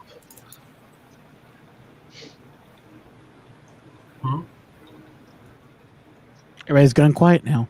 Yeah. Mhm. What's Sorry, Yeah, I was reading chat. write an email back to filament supplier. I got some of your parts in here, Josh. You're the only one who had stock of all those Bondtech parts that I ordered. Oh yeah. I need to put another order in for artillery, Bondtech, and E3D. So I'm getting low on some things. Yeah, I couldn't find anybody who had all the pieces in stock in one place. I saw you. It's really hard to like. The bigger companies, they have the money to throw around to where they can keep stock of everything if they want to. Me, I have to guess what's actually going to sell and hope it sells. Otherwise, I sit on it forever. And then, like, things I don't think will sell and I only order like 5 of will sell out like that. Are you still selling Filamentum stuff? No. No. I It's just like- used my last roll from Like, you. literally a month after I started carrying Filamentum, they opened their own U.S. store. Why would I want to compete with the manufacturer? Oh, you still have Filamentum in stock, though, There huh? he went. And he's going to come back with an angry face. More than likely. Yeah. Or, yeah. So, yes, I do have some still in stock, not much. How much of the gold do you have?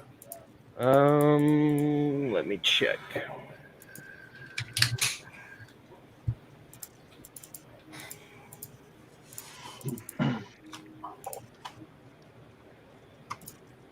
I think I've only sold like 1, so I probably have 9. 8 or 9. I gotta get a faster website. Oh, does it say on your website how much you have? It should.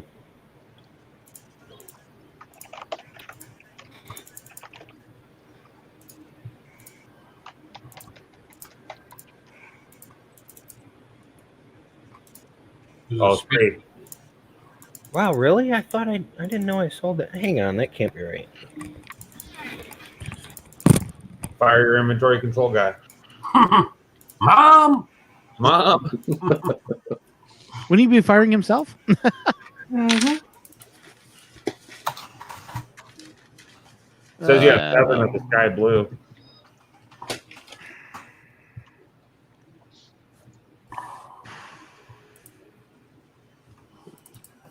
I might take that gold off your hands, Josh, depending on how many you have.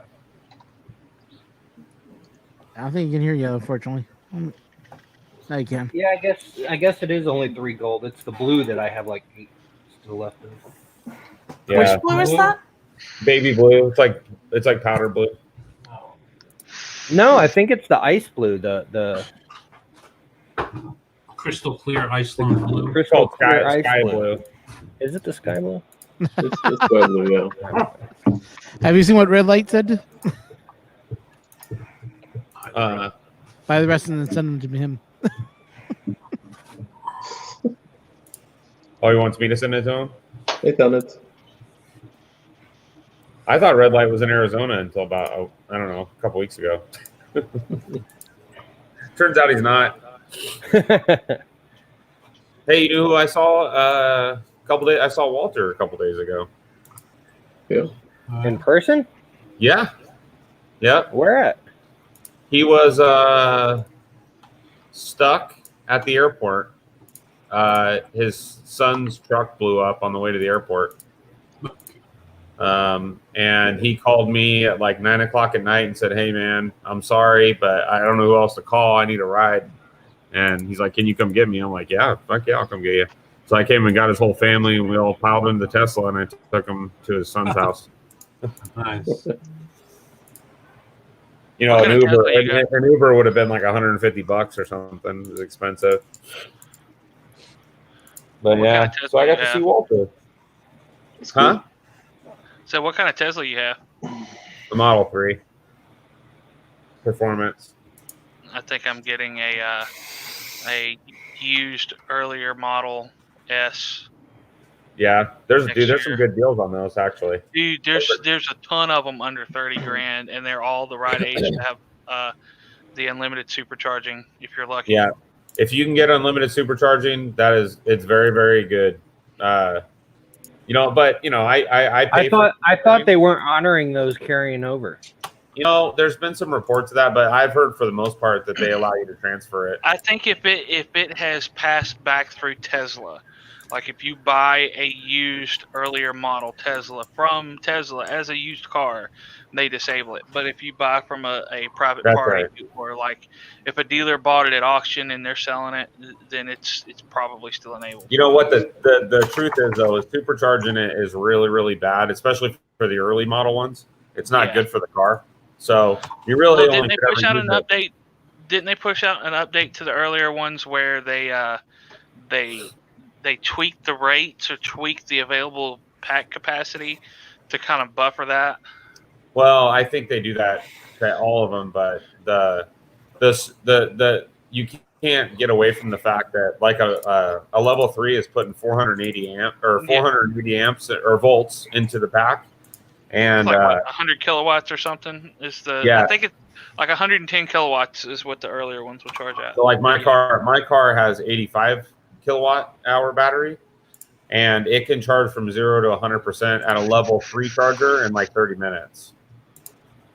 Yeah. So, but what I learned, when I first got the car, I didn't put home charging in because in my mind I thought, well, I'll just go like I do gas, right? I'll just go fill it up every couple days or once a week or whatever. And then I learned that supercharging is really, really bad for it, and my battery degraded like super fast. I've got a Chevy Volt that I charge only. I actually want to buy a Chevy Volt. Honestly, I'll sell you mine. You know what? I like those cars. I like those cars. I like those cars when they came out, but just I want something I could just like commute in. And you know what? It's fantastic. I love it. The only issue with it is I'm 6'3" and 310 pounds, and I do not fit in that car. You want to know a car? Very uncomfortable ride in it. I just put a down payment on I put a reserve on a car called a Solo. Have you ever heard of a Solo? It's from Electronic Mechanica. It's a new electric company from Canada. And is it that weird 3-wheeler? Yes. Yeah, I've seen this. But you know what? They're coming out with a car that looks just like a Porsche. It looks like a classic Porsche, but it's not. It's an electric vehicle. It's really cool. But yeah, I got to get rid of this Volt but because you know what? That hurts me riding in it. That car has a 125-mile range. It charges in 3 hours on a standard 110 wall charger, and it's $18,000 brand new. Wow. $18,000. I want to pay for my Volt used. And I sat in one, and it's got a lot of creature comforts. I mean, like as far as like the radio system and like everything's digital, and I mean it's really cool, man. When are they going to be available for purchase? He said February is I put the $250 deposit down to see, but because I figured $18,000. You know. Can you spell that for me one more time? Here, I'll put it in the chat. Yeah, do that. I want to look at that.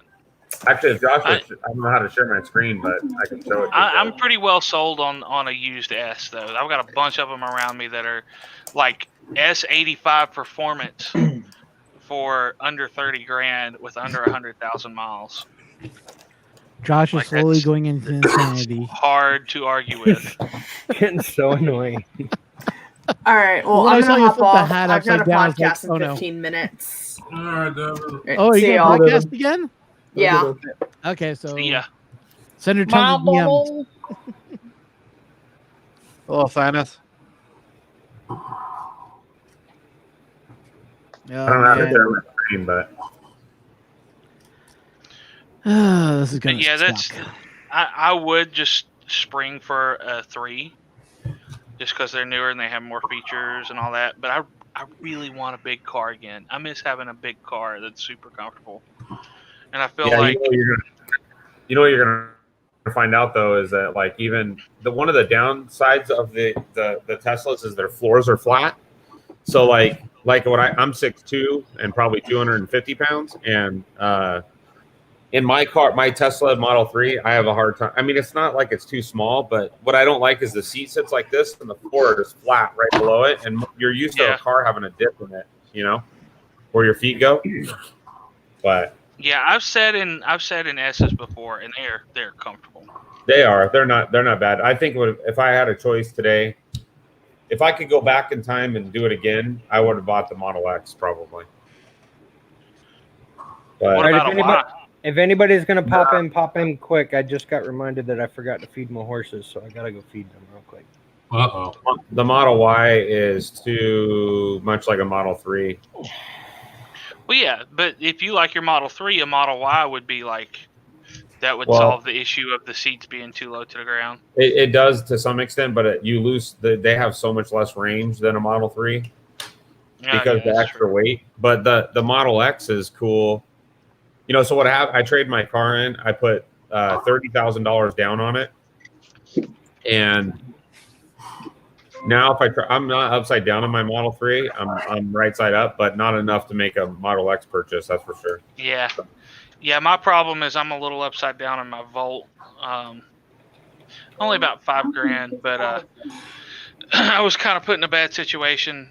When I first moved here to Virginia, the car I brought with me burnt the clutch out the day after I moved up here.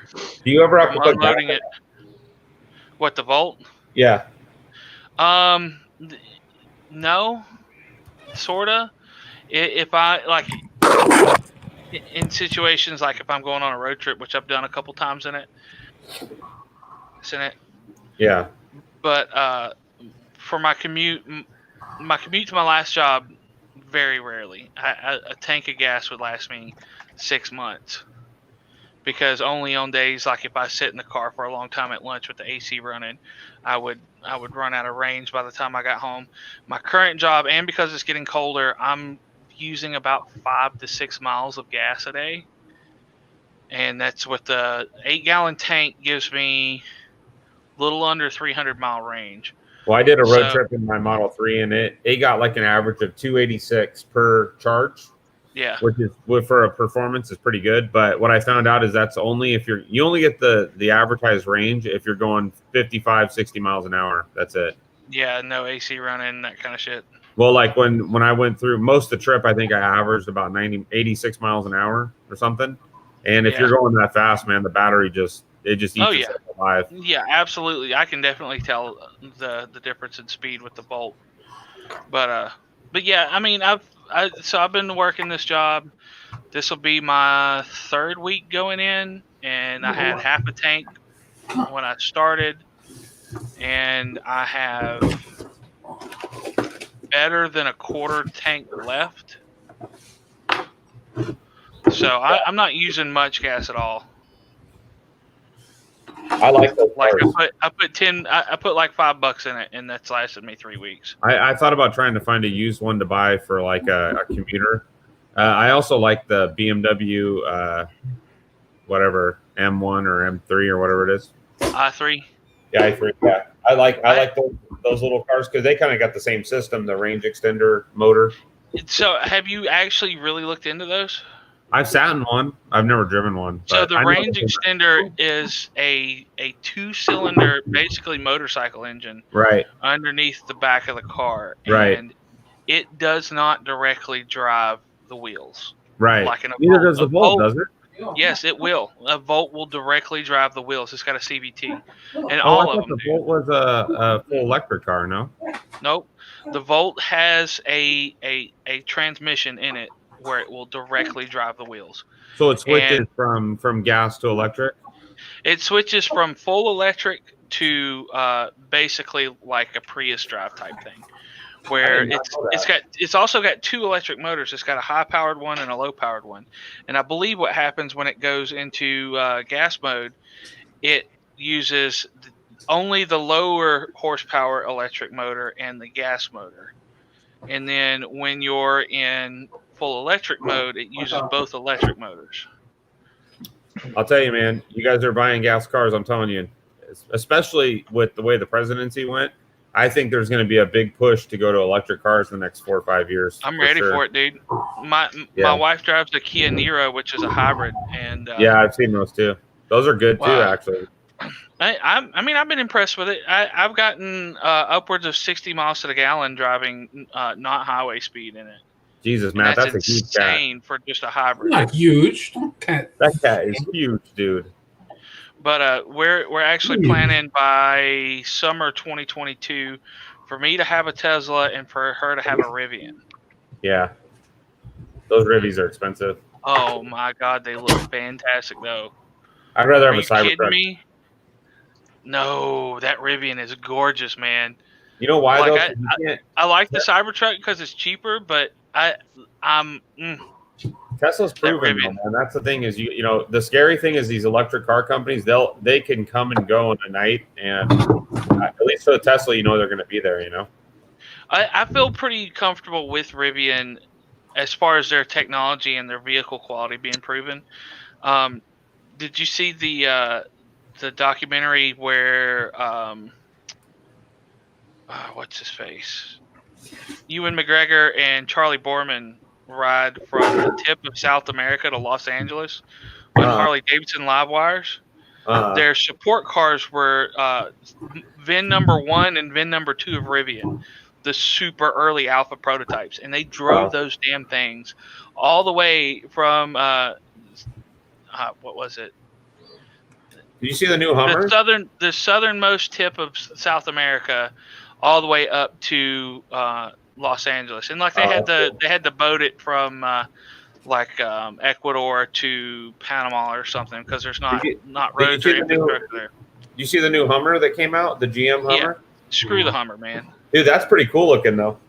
That's the other thing too is the fully equipped Rivian R1T with 400-mile range and all the options is cheaper than that Hummer. That full spec Rivian is full spec Rivian with all the options is $98,000. I know. And that includes. I know a lot of people are not big on capitalism, but that's what's missing in the market is Tesla needs competition, and that'll drive. That's good that GM's building that car because that's going to force the pricing down of everything else. I don't have any faith in GM's electric. I don't. GM electric is now being made over in Canada, from what I've been hearing now. So especially their truck version. The Volt is a good car. All of our good cars are made in Canada. Hey, Ford is changing their whole branding out here in Oakville. They're changing it to a full-on battery-only cars now. They're changing the whole line out there too. It's where the world's going, man. I'm telling you. I think people in the next. I mean, I don't think it's almost a certain in the next 10 years you're gonna at some point you're gonna lose your option to buy a gas car. And I'll tell you, once you have electric car, you go, God, why didn't I do this sooner? It makes right. They're just better driving cars. They're fast. They're nimble. They're economical. I mean, it just makes so much sense, man. It really does. The chore of stopping for gas. The chore for stopping for gas. You do not realize how much of a chore that is until you no longer have to do it. See, the thing that worries me about the electric car, and I understand we're getting better and more, but what happens when your battery cells die? What happens if is it that easy to replace? The lithium out so on a Tesla, there's 9 bolts that hold the battery pack in. So they go underneath, they take the skid plate off, and then they have 9 bolts that go all the way around, and then they remove the contactor plug, and the whole thing drops out of the bottom. Now, the new Teslas, Model 3 2021 and forward, and all Teslas 2021 and forward, they have a new stamping machine that they're basically going to stamp the car in two pieces. So there's going to be a rear stamp and a front stamp of sheet metal. They're going to stamp the entire car in the back and the front, and then the battery is going to be structural. And their new car they're going to come out with, some people are calling it the Model 4 or 5 or whatever, but it's going to be an economical car, a smaller car that is going to be under $20,000. And but their whole structure is they just acquired the machine like right now in the back of a Model 3, it's like 1,300 individual pieces that are welded together. In the new cars, the rear piece is going to be one structural piece, and the battery is going to be part of the structure. But the older Teslas, 2020 and back, that battery pack basically drops out of the back just like you would drop it out of your drill. You take 9 bolts, they lift the car up at the lift points, and then they have a machine that goes under it, grabs it, and pulls it right down, and they put a new one in it. And if you've ever dropped the engine out of a Volkswagen, it's a similar concept. Right. Oh, okay. And when you take the everything battery loose out and of lift it, the car off of it. when the battery comes out of it, for example, to show you where the battery is, when you sit in the driver's seat and the back seat, there's no floorboards anymore because your battery is your floorboard. Yeah, the other half of it is the amount of batteries that you have to burn for traveling. I'm just wondering, how farther are they going to be able to go travel wise? Are they? So some people are well. I mean, there's Teslas now that are almost 1 million miles, and they here's what happens to a Tesla is they lose. Like I've already had it in the first 20,000 miles, you lose 10% of degradation, and then it stops, and it will stay like that until several 100,000 miles, unless you beat the shit out of it and supercharge it all the time, blah blah blah. But there are people with 200,000 miles that haven't had any degradation since the first 20,000 miles. So that's a bigger then. But Tesla, unlike some other cars, is actually they manufacture their batteries, and they're running in coolant. Like a lot of people have Leafs, and like Leafs are air cooled car batteries, and all Teslas are liquid cooled. So fast. And Tesla has the ability they have heat pumps, and they have your AC unit that either heats or cools the liquid depending on what the outside environment's like to get maximum efficiency. So the car has the ability to control the temperature of the batteries at all points, that's the challenge with batteries is heat. Heat kills the batteries. And so as long as you can control that, it extends the life quite a bit, obviously. But yeah, there's a guy in Germany with one that has, I think last check is around 800,000 miles, and it's like a 2014, I think, and he's had a single battery replacement in 800,000 miles, and that's an earlier version of it. And you that can get was a new probably battery for one of the 18650 Teslas, and since then they've moved on to the 21700s, which is a better cell, and then they just came out with the 4685s or whatever, the big honking batteries, which will be even better. Let's say you're out of warranty and the motor and the battery takes a shit. First of all, if one cell goes down, the whole pack will shut off. It'll go into a limp mode, so you only have a quarter of the pack or a half of the pack to use. But let's say you're out of warranty and your battery goes to shit. It's $14,000 to replace the battery pack. Now, that's a lot of money, but assuming that you're out of warranty, that means you're 10 years down the road and your battery pack goes out. And this is going to be cheaper by then. But it'd be like if you replaced your engine in a 2013 Infiniti or something, it would probably going to be about 10 grand. Changing the battery is essentially the equivalent of changing the motor in a car. But like the newest Model S, the Plaid edition that just came out, Ron, it goes 0 to 60 in 1.9 seconds. Just wrap your head around that for a second. 1.9 seconds. That is, and I'm talking zero wheel spin, zero squealing of tires. These cars plant and go, man. It's insane. It's just insane how good they are. But yeah, if you're not like a performance driver, if you're just using this thing to commute, and you do 99% of your charging at home, and even if you went so far as to rent a gas car to go on road trips on, so you didn't use all the range on your Tesla, you're still talking about over the life of the vehicle saving such an absurd amount of money just in fuel and oil and transmission and all the other shit that comes along with keeping a gas motor running, that at the end of the warranty, if you had to replace the battery and paid the whatever the fee is, you would still have paid less for that term of ownership for that car than a gas car. I was watching a guy talking about he bought a 2013 Model S with a 60 kilowatt hour battery, which is the smallest one they put in the S, used, and he put little over 200,000 miles on it since he owned it.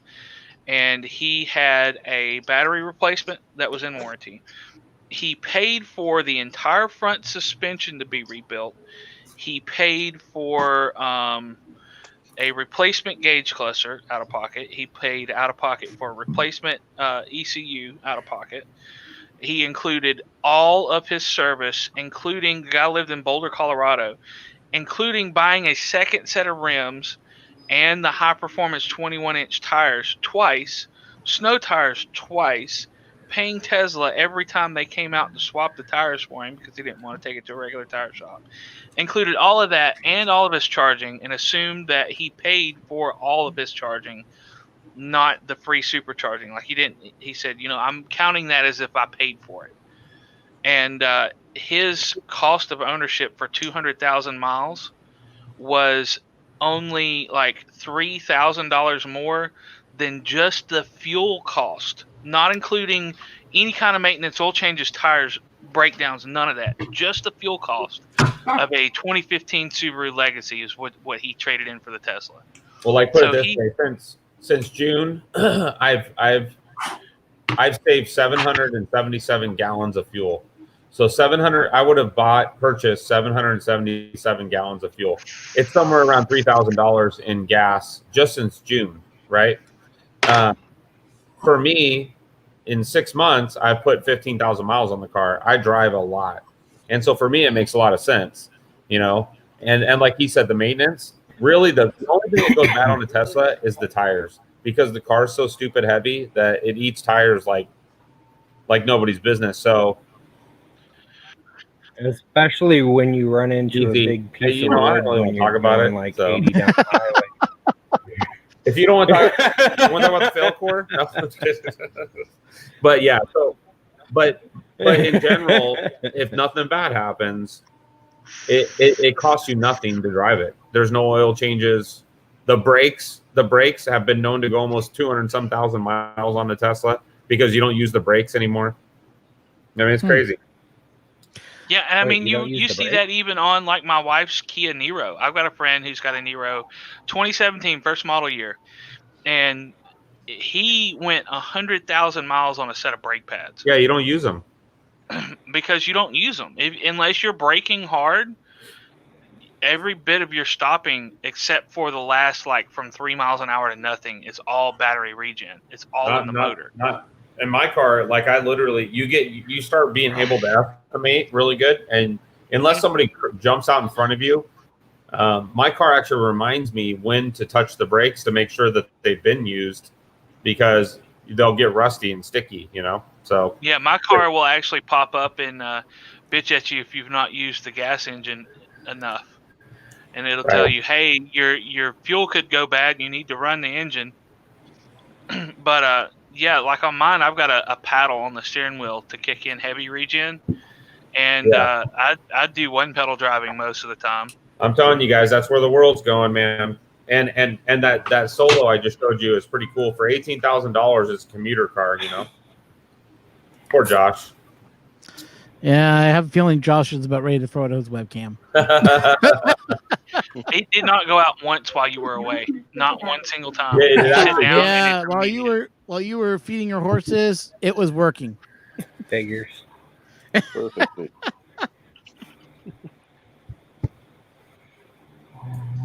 Anyways. What?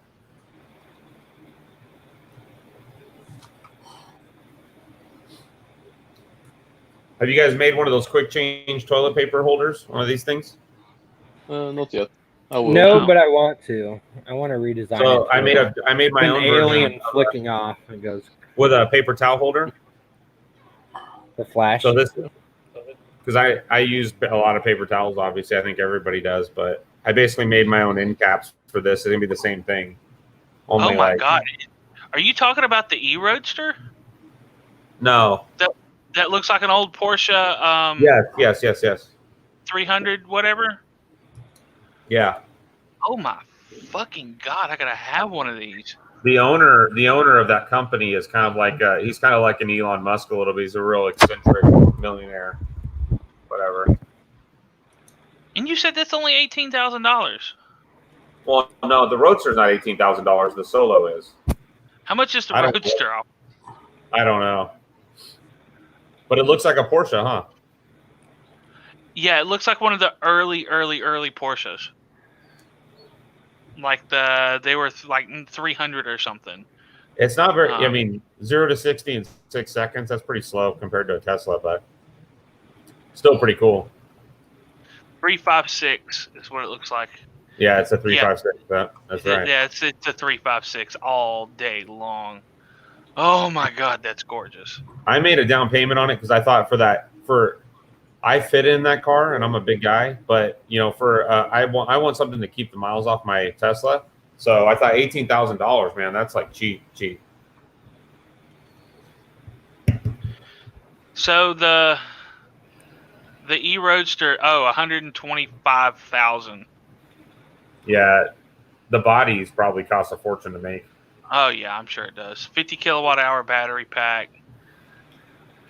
644 foot-pounds at the wheels. That's only 250 at the motor, so that'd be a little slower than the Volt. Right.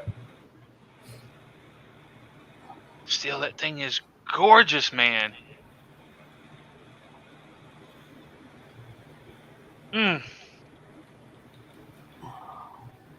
got a car boner. That does not happen very often. So Josh, are you blowing out your Filamentum or no? Am I? Yeah, there's a code somewhere for like 25% off, I think. I think it's on the main page. No, I took it off because I was. Can you still hear me? My fucking camera went out again. Yeah. I still hear you. Don't worry. Let me double. I might buy the rest of all your Filamentum. Let me double check to see what all it is. Are you trying to run your inventory out for the end of the year or no? For the end of the year, no. Yeah. I've got way too much to run out, but anything still in inventory, I think I can write off. I don't know. Oh, 25% bye-bye. Bye-bye. I remember that. It's still on the page. Bye-bye. Yeah, bye-bye. There we go. Yeah, you went hard on those, man. So great talking to you all. You out here? You heading out, Ron? Yeah, gotta get some stuff done. I gotta take the dog out. I gotta go battle 10 feet of snow. Well, not 10 feet, I should say. Oh. I got about 2 feet of crap and snow. I gotta It's deal 80 with. degrees here, Ron. I know. Don't rub it in. I'm dealing with -5 out here Celsius. Oh my God. And we got the white fluffy stuff falling from the sky, melting on the sidewalk, and then it's supposed to drop tonight to about it's going to stay -5 all night, so that's all going to become ice. Yay. Yeah, not looking forward to that. I walked outside in shorts and a short sleeve shirt today. It was like 66 for a high. I heard Matt there. I don't know if Matt feels the way I do, but god damn, I wish the warm weather was back. A while back, there was somebody that did a 3D printed record. I don't remember who it was, though. A record? Yeah. Oh, it was Joel, I think. Was it Joel? Yeah. Yeah. I would think maybe you could resin print one, but would a actual 3D FDM printed one work?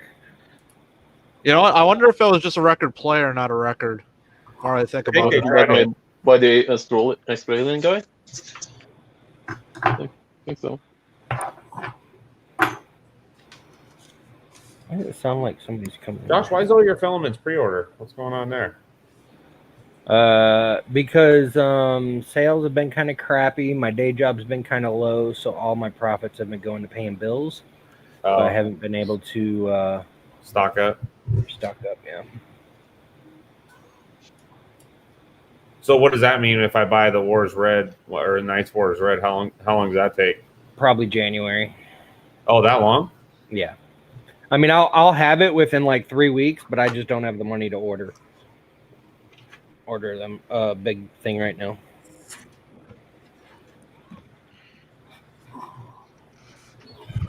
Yeah, next time, or when I do decide to make budget for upgrading to a 50-watt heater and a high temp thermistor on my mosquito, I will order it from you since you have the same price as Slice, and you'll get a little bit of money off of it. Well, Slice actually they drop ships for me, Yeah, but yeah. I still make a little money off of it. Yeah, that's what I'm saying. So I'll just order all my Slice shit directly from you since it's the same for me and you make some money. I would Josh, appreciate do you sell the nanopolymer or no? Nanopol. Oh, the stuff. Vision Miner. Those they freaking stopped following me on Twitter, so I don't even Really? know if I still have communication with them.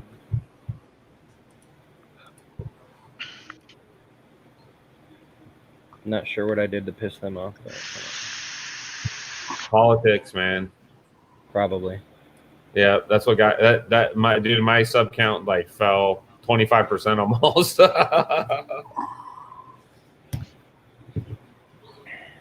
I really don't know what guys' issues are, man. It's like fuck. I just don't understand why. Settle down. Oh my goodness! Get that hat off my damn stream. Oh, Hold on. alien approved. Alien. But I just don't understand why people can't be friends regardless of your political affiliation. No, it's. Hold on. Hey, you know what? Me and Josh, Steve. you know what, Matt? Josh is very passionate, and I'm very passionate, and I still call him a friend. So Yeah, I would absolutely. too. Me and Steven do. Freaking Walter. How you like that hat? Other people in the community. I won't call out name people out, but I mean, no, I'm okay with getting along with people who are Trump supporters. That's fine, whatever. I just hate Trump. I hate Trump. I think people that like unfollow people and like block people are like they're truly ignorant. You know, Yeah. I mean, we are. I mean, everybody has different opinions, and I can't believe you hate absolutely. people for having the wrong opinion. Well, there's one person I had to unfollow because literally every single one of his tweets or replies were ignorant memes. Yeah. Like, it was just constant ignorant memes, and I'm like, I'm done with you. Yeah. If you can't find that line where you're just starting to piss people off, that's when I start blocking people. It's like if every time we talk and that's all you want to talk about is politics, I'm just like, fuck off. You know what? For me, I genuinely enjoy talking about it, and like with Josh, we've gone on for days on Twitter. It never gets nasty. I never. Yeah.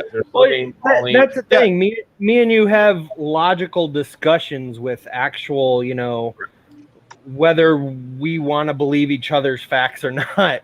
It's still civil discussion. It's not into the rage and telling each other we're stupid and blah blah blah. No. Yeah, and that's where it's kind of like a lot of people can't seem to find that line where it's like you try and have a discussion and it's like they just want to just call you an idiot for believing what you believe. I can't stand like the whole like if you're a Trump supporter you're racist argument. Yeah, like that kind of shit. Yeah, well, that's a super ignorant statement. Yeah, you're not racist by affiliation. You're just trying to make people. They don't know what else to say, so that's what they go to. It's fine. I you know what? In my opinion, one thing in 2020 that died is that word. That word racist lost a lot of meaning in 2020 because literally everybody's a racist now. I guess. I don't know. I'm not racist. I love everybody. I love everybody. You know what? If you're an asshole to me, I'll be an asshole to you. Yeah. Doesn't matter what color you are. I have no Josh, don't mind. And who I just for me my political beliefs align mostly with what economic stuff, financial stuff, not so much with the social side of things. So but some people are passionate about different parts of things. I mean, I don't want my taxes to go up. So I mean, I know it's selfish. My biggest thing's always been healthcare. I don't make more than $400,000, so my taxes staying the same. But that's the thing, Josh, is it's going to affect people that don't make $400,000 because you're going to if they get rid of Trump's tax cuts, it's going to affect everybody that's you do know the Trump tax cut as of January 21st starts affecting everybody, right? It starts what? Affecting everybody to where going to be paying higher taxes. that's not true. Are you talking about the payroll tax? Not everybody, but there is something in. I read the article the other day. I don't. Are you talking about the payroll tax cut holiday? That 400,000 drops to like 300,000, I think is what it is. But like whatever it is in January is changing. I saw but me, I saw more money in my paychecks, and like my child tax credit went up, earned income credit went up. You know, so but if you get rid of that, you know, I mean, Biden's been pretty. Well, who's getting rid of it though? Because if you go look at Biden's tax thing, the child tax credit is going from like 3,000 to 8,000. Yeah, and that's high. But you know, there's got to be a compensation where, like, you know, one thing Trump did is he took that up, but then he took down the you know, like as far as like what you can itemize on your taxes. I mean, it's like nothing now. Like I used to itemize a ton of stuff. Last year was the first time I did a standard deduction in a long time. All I know is I write as much stuff off as possible so I don't have to pay taxes. Well, because you're a business owner, but normal people don't do that, you know? Right. So like normally I would itemize my house and my, you know, my upgrades to my house and my business expenses that are not reimbursed, but you can't do that anymore. So, but I don't know. I'm along for the ride just like the rest of us. So pretty much. You know what I found out, Josh, is I and shame on me, I didn't even know who this person was, but I kept seeing him in the ballot results. Was this Joe Jorgensen? That's a female, by the way. Yeah, I know. Yeah.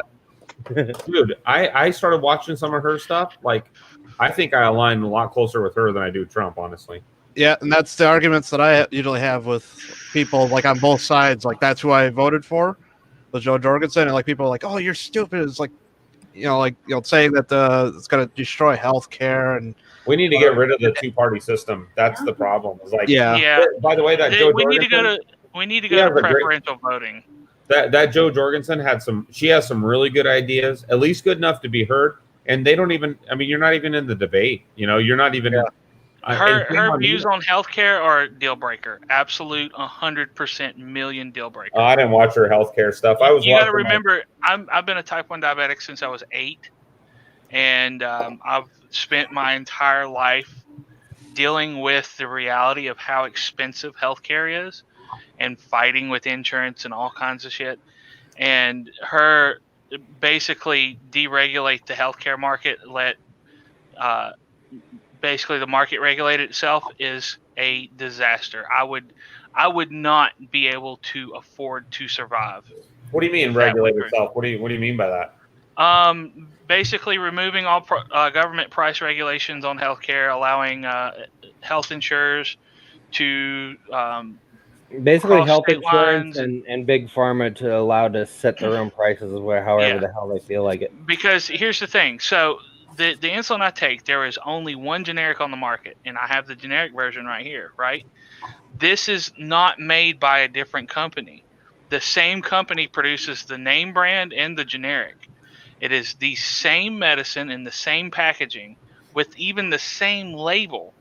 They just change it. Instead of Novolog, it says insulin aspart. A vial of Novolog is $400. This stuff is about $250, and I use 6 of them a month. So do you pay out of pocket for them? Not currently. My last insurance, I had to pay out of pocket until I hit my deductible, which was $1,800. The insurance I'm going to have at the new place, I'll pay a copay on. Yeah, because that's the way most insurances, you'd pay like $10, $20. But the thing is, I've worked for small businesses before that don't offer health care because they've got 10 people in it. I can't do that. That's my biggest thing of why I won't do employees right now, because I could theoretically afford one employee, which would be awesome, but I can't afford health care or anything like that. Well, you don't have to offer health care unless they're like unless you have 51 employees or more. But but I still have to pay Social Security and Medicare. Yeah, and you have to pay all their taxes. But the fact of the matter is, as a guy that runs a big business, right? My employee count now is like at 50 something. But when Obamacare went into business, I had 250 employees, and all we saw, we're self-insured. We pay for our own insurance internally, and our cost of insurance right? What we pay from the, Cignas or the Blue Cross Blue Shields for the last 3 years of Obamacare went up 30% on average, Yeah, I believe it. compounded. So And Obamacare drove healthcare pricing through the roof, not the other way and that's around. what sucks though, is because it was this kind of in between thing that either it needs to be the way it was, or it needs to be like fully socialized, or like what Biden's wanting with the public option. Listen, I'm where you a can big opt supporter of into it. that. I'm a hardcore Republican, but the compromise in the middle that they made, it helped a lot of lower income people, myself included, to get insurance. Because at the time, the only job I could find was working as a bartender. And that was the first time I'd been able to get insurance in 2 years when Obamacare hit. And that likely saved me 10 years of my life being able to get on insurance when I did. But it sucks because it came at the cost of it raised the price of everything for everybody else. Like what you said, your premiums went through the roof because. Well, what I'm saying though is like as a hardcore Democrat or Republican, right? I probably shouldn't align with this, but I do align with the idea of the problem with Obamacare is it shoved it onto the business owners, and so the people that are creating jobs and making our economy turn. I knew a guy that owned 3 restaurants in downtown Seattle, and he had to close 2 of his restaurants because he simply could not afford to have less employees, and he couldn't afford to provide health insurance for them. So I say, if we're going to do it, if we're going to do universal health care, then go full blown and let the government take it over like Canada did. And that's one of the biggest arguments for a fully socialized healthcare system, is that it completely removes that burden from business owners. You know, companies like McDonald's isn't going to feel it, but like you're not going to be having to ride that limit of anything more. And I've got to, meet these standards for healthcare. How about we quit sending money to Afghanistan and Ukraine, and we take all Israel that money and we socialize medicine completely. Right. I'm for that. My problem is you can't hurt the business owners. They're already struggling as it is. Right. Yeah. And not only would that help the businesses, that would help people like me, who if I would have stayed with the company I was at, every year, the first time I have to buy insulin for a month, it's going to be over $1,000, and I've got to pay that out of pocket first thing. But it sounds like we're on the same page. So if you want me to get you one of these in the mail, let me know. No. He had 4 years to do something about healthcare, and he did nothing.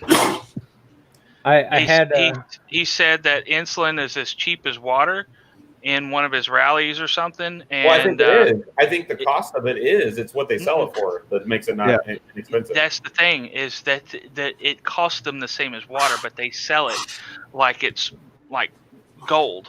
The problem is, though, Zach, is that you can't, constitutionally speaking, you cannot. That'd be like the government saying Josh can only sell filament for $18 a roll.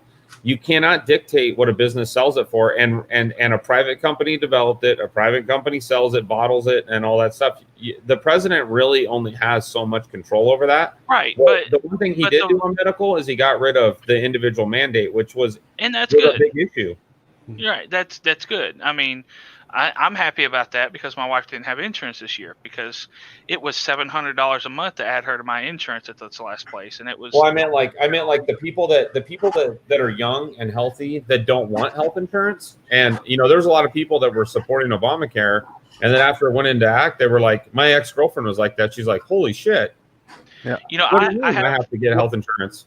I don't have a problem with people who are young and not utilizing health insurance having to pay something towards that, but not in the sense of you have to have a commercial insurance policy where you're paying a business their profits, and that's mandated. A system where we add a little bit to our taxes, and that's what covers the healthcare for the nation. That's fine. Well, the math don't add up, though, is the problem. You can't. Biden is not being honest when he says that he's just going to tax the 1%. That there's not enough 1% to matter. That's one of the things. It's like everybody's going to have to pay it. everybody, like in the field of economics is not like any other science in that there's no right or wrong answer, and economics is a problem without a solution. So everybody's going to have the numbers different. You basically you have to implement it and then see what happens and then react to how the market takes it. Economics is way complicated. My issue, and from what I've seen, the economics of going to, even at the very least having a public option to where you pay a little extra on your the taxes public for your option is healthcare. good.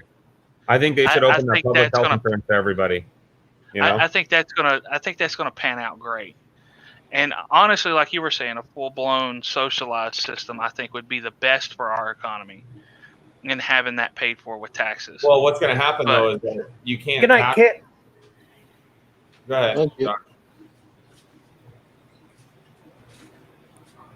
So I think I figured out my problem with the print was Prusa Slicer using automated cooling. Oh yeah. I turned that off and it came out perfect. Is that PLA? No, it's recycled PETG. This is the Green Gate. Their PETG is good, huh? What's that? That PETG is good. Hey, he told me that you were trying out the matte stuff too, huh? Yeah, it came out pretty good. Let me show you what mine looks like. Like mine's not matte. Really? And I printed this at 210, Josh, 210.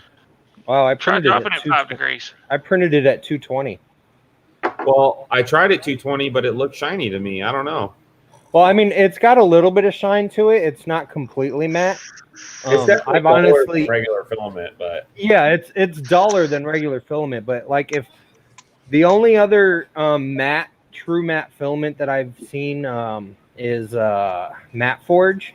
Yeah, I think Printed Solid still sells it. Even that stuff right now. Even that stuff still has a little bit of shine to it. It does.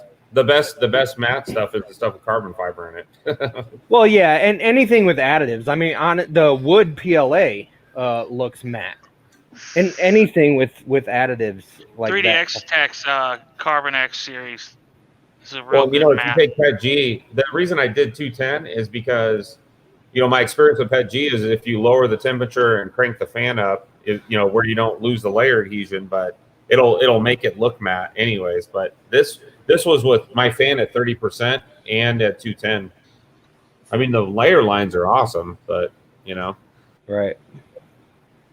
This is on the Railcore. 30 minutes.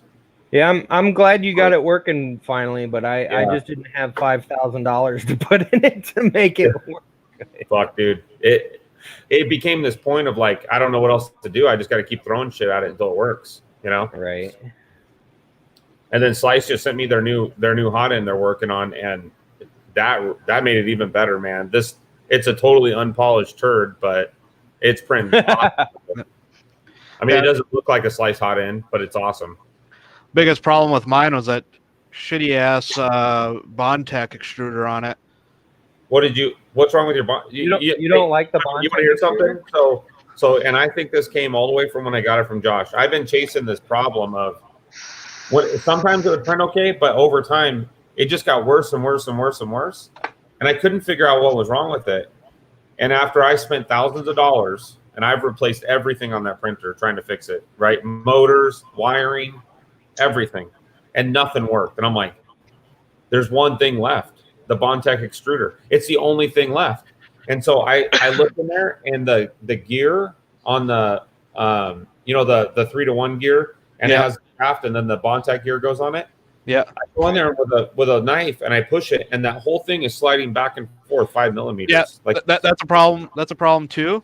However, it's these little shitty bearings that they have in them. This is just a clone that I yanked bearings out of. These are actually all seized up in mine, so as soon as you put any pressure on it, it would lock up.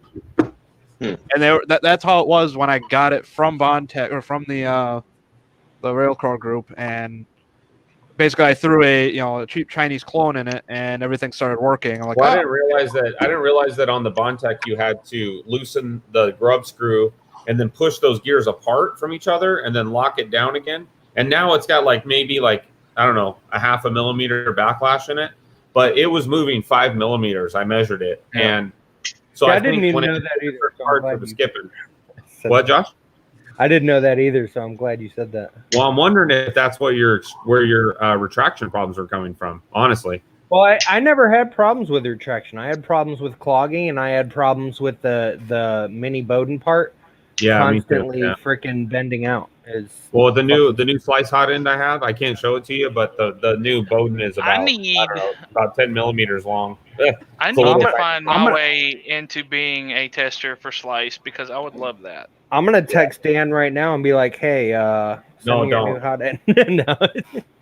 I can't talk about it, but it is a different type of hot end that I've ever seen, and it works. No, really good. I'm going to lunch with him next week, so I'm gonna. Yeah, dude, he's awesome, man. If he brings it up, I'm gonna be like, "Hey, how much is it gonna be? I could toss it on the Tesseract." Well, I don't think it's any secret. They're working on their next generation of hot ends, you know, and they needed somebody with a fast, basically a fast high flow printer that can handle it, you know. So yeah, I think I'm gonna not mention you, but I'm gonna reach out to him and be like, hey, can I be a beta tester for you guys? I don't know how you become a beta tester for them. They reached out to me originally and sent me the first thing I got from them was a mosquito sock, a hot end sock, and then it was great, and I protected it with my life, but then it ripped one day. And let's see what else. Oh, I've gotten a couple things from them. I got Didn't you get the copperhead from them? I did get a copperhead from them. Yep. I got a pre-release copperhead from them. I've gotten the Bridge Tech nozzles from them, or whatever they're called, the Bridge Master nozzles. They're great. I've got a Bridge Master in my. They're so good, dude. Slice is such a good company, man, and that's why on Twitter, man, I don't give a fuck what Fadus says. They're thieves, dude. They are. They're just straight up thieves, and what exactly did they copy? Because I don't know much about Fadus. So go back to the original, the Dragon hot end, which they didn't come up with, right? Somebody else came up with, but the bimetallic heat break. I'll show it to you. Hey, look, there's a Dan in the chat. What's up, Dan? Dan, welcome back. Why don't you get in this thing? How's Samantha doing?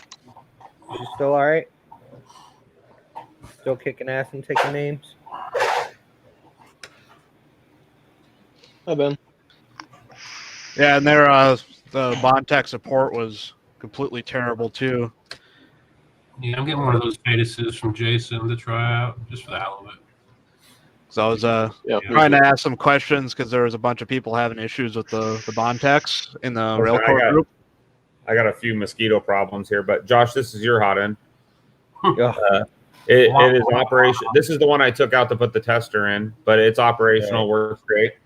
But this is the part that they copied. This piece, okay, which they talk about this being patented, and the whole hot end is not patented because Slice didn't invent the hot end. They invented a bimetallic heat break. They were the first ones to do that. So when I saw it on the Fadus thing, I just said, hey, that looks a lot like a Slice hot end piece, right? And they immediately blocked me. Immediately. Like, that was all I said is, hey, that looks like a Slice heat break. They blocked me immediately. So, my opinion, they're stealing from Slice. And I think Slice is a good company that we all need to support, you know? But this is a brand new one. I have like 6 Slice hot ends sitting around here, but this is, if you look at the Dragon heat break, it's exactly like this. And then their new one, the Dragonfly, right? The Dragonfly is a Copperhead copy. It's still a bimetallic heat break, and it's a copycat of that. It just is. I mean, I don't know. Yeah, but they open source the Copperhead, so fine. Then give attribution, but they don't, right? They don't give attribution on it. And my issue with them is my issue with the community is this: is somebody prints an Eastman model and sells it on Etsy, and the whole community goes batshit crazy. Oh my God, we got to get them flagged. They're selling Eastman's model on Etsy. but then they got these Dragon hot ends in their fucking printers. It makes no sense to me. Be consistent. You're either going to support people that steal or you're going to support people that don't. And I choose not to support people that steal from, you know what I think are original creators. So I don't know. I mean, I shut up about it because I don't want to lose a bunch of followers, but it's just frustrating, man. I think that you got to be consistent about it. And when you talk to guys like Dan's a passionate dude, and he's got his whole life tied up in this business. Oh, you know? Absolutely, yeah. And for China to come along and just say, tough shit, you can't touch us. And if they didn't have a market to sell those hot ends to, they wouldn't do it. So, but that's my opinion on it. No, I agree with you. It sucks to be a business in this community, which is why I created my second account, but my second account still freaking is kind of tied to me. But because I have to work with so many businesses, I can't completely voice my opinion all the time. Creality can kiss my rosy white ass. Yeah, well, they're doing the same thing. I will never support Creality again in my life. Why is that? But I don't like their whole Kickstarter model. They're an established company, and I don't think they should be using Kickstarter. Coming out and saying, "Oh, only 1.5% of our printers catch fire," we're okay with that. After doing a 30-minute freaking review to find the problem, that pisses me off. Also, too, printers sold in 2020 should have thermal runaway protection enabled by default. It shouldn't be a thing that you should have to enable after the fact. Yeah, and it's like they think because they're in China and they're shipping shit overseas the way they are that they're immune from conforming to like our standards for safety. Like I know there's no standards for thermal runaway, but if Prusa was selling printers that were catching on fire, don't you think that they would find some kind of way? Here's the thing. When there was a Prusa printer that caught on fire, and I heard rumor that some things have been buried, but I know of one story in particular where one caught fire. Prusa paid to have it shipped back to them so they could investigate it and fix the problem, and then sent that person a new printer. So I had one catch on fire. Did they replace it? They replaced the parts for it, and they didn't try to bury it. Shane was there, and my Heinze board, the bed where the bed heater hooks on, melted completely. And I called them, and they. I'm not saying they bury everything, but I have heard rumor. You know, rumor mill is it could be bullshit. Yeah. But that some things have been buried. Right. Yeah, that's probably pretty true for any company. Really, that there could be things that they'll bury here and there just because they don't want it to be, people to run with it. Because you know how the people in the community are. They hear one thing and then try to spread it all over the place, even though it's. You say really one bad thing about anything 3D printing related on Twitter. Trust me, I know. And they freaking attack you. You know, I'm not gonna name names, but print is all. Sometimes, you just feel I call a Raspberry Pi a toy. I'm just kidding. I was joking. Yeah. I call a Raspberry Pi a toy, and people just jumped down my throat. It's like, oh, that's it's like, no, it's a toy. Like this thing, you're trying to do something that's gonna, run for hours on end, and it will randomly reboot on you, crash. It's a toy. Like. It's weird. I don't have those issues with my Pis. I'm waiting, rerunning my whole network right now. And that's the thing. Like people go down that road, and it's like, oh, I never have a problem. Well, as soon as I have it on a real PC, I've never had a single problem with. Well, the other day, I had listen. I've been doing this for 3-4 years now, and I've gone through thousands of rolls of. I mean, I print so much useless bullshit. I can't even tell you. And I've never had a spool. Hang up. I've never had a crossover in a spool in my life. And I've always told people the same thing. It doesn't happen. It's impossible, whatever. Well, sure enough, I opened a thing of PLA, and I went right from the bag, right under the printer, and it was crossed over. And I got shit from so many people saying, oh, that's not true. That can't happen. That's impossible. Blah, blah, blah. But dude, I got to roll it a is filament. possible. I forget, Paramount maybe. I got a roll of Paramount filament that the first probably 100 foot of the spool was 0.61 millimeters. 0.61. 0.61 millimeters. Well, I just had it And where it looked I like messaged them on Amazon and they never got back to me. Mine looked like they took like they were making the spool and then they 0.61. Sorry, I got to drop that. I took pictures of it. Hold on. Mine looked like they took the spool and like wrapped around it, like it went underneath a few times before they taped the end of it. But well, here's the thing with spools, and having gone through thousands of spools making samples, I think it is literally impossible unless there's human error. And it's possible that maybe it slipped off before it was secured, and when they resecured it got put underneath it. I've done it myself a couple times where when I'm making samples and I cut it and it goes back to the spool and then it kind of unwinds a little bit. And then when I grab the end and pull it back, I don't notice that it is wrapped under another strand. And then next thing I know, my freaking spool's heading towards my sampler. It does happen, but it's an accident. Well, that's my point. That's my point. So, Josh, I had two spools that were the same way from two spools from two different orders, same company, and in both cases, it was right at the front of the spool.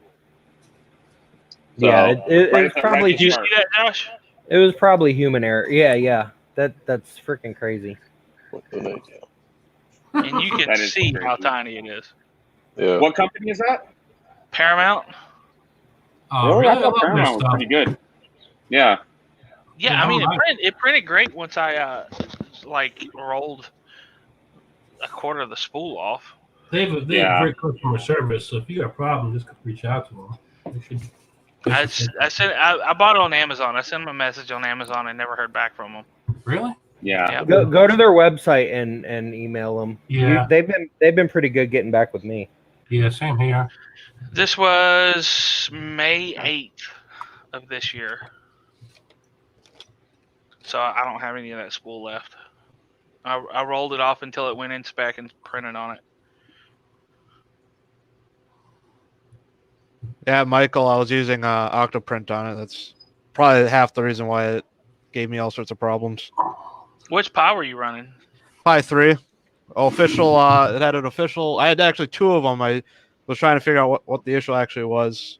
I had two of them floating around. I switched between them. One had USB problems where it would just drop the USB connection randomly. And then the other one constantly complained about not enough power, even though it was a 3 amp. That's official. weird. Yeah, so it was one of those things where it's like I tried it, the Pi image, the just straight install, all sorts of problems. I throw it on a old Windows machine, throw Linux on it. That's a Pi 0, and that runs 24/7 off of batteries. That's what I used to hack my insulin pump. And that particular Pi 0 probably has a solid 365 days solid runtime. You run your insulin pump on your body off of a Pi 0? Yep. You're kidding me. You make your own insulin pump? No. There's no reliable way to use that. Older insulin pumps have a security vulnerability to where if you have a 868 megahertz radio, the right code and the serial number of the pump, you can issue commands to the pump remotely. And what that does is that 0 runs an algorithm. It's got a specialty board for this project that can connect to the insulin pump. And I use a continuous glucose monitor. That glucose monitor feeds the reading to the Pi. The Pi looks at the glucose level and looks at my insulin history and makes it issues commands to either increase insulin or decrease insulin based on what my blood sugar is. And it's all DIY. So I'm using an insulin pump from like 05, I think, because it has that specific software vulnerability that allows the system to work. And that And you don't worry Zero about it run- like not working? Nope. Because that's the thing is one of the safety features of it is if the Pi Zero quits working, the insulin pump falls back to its normal state.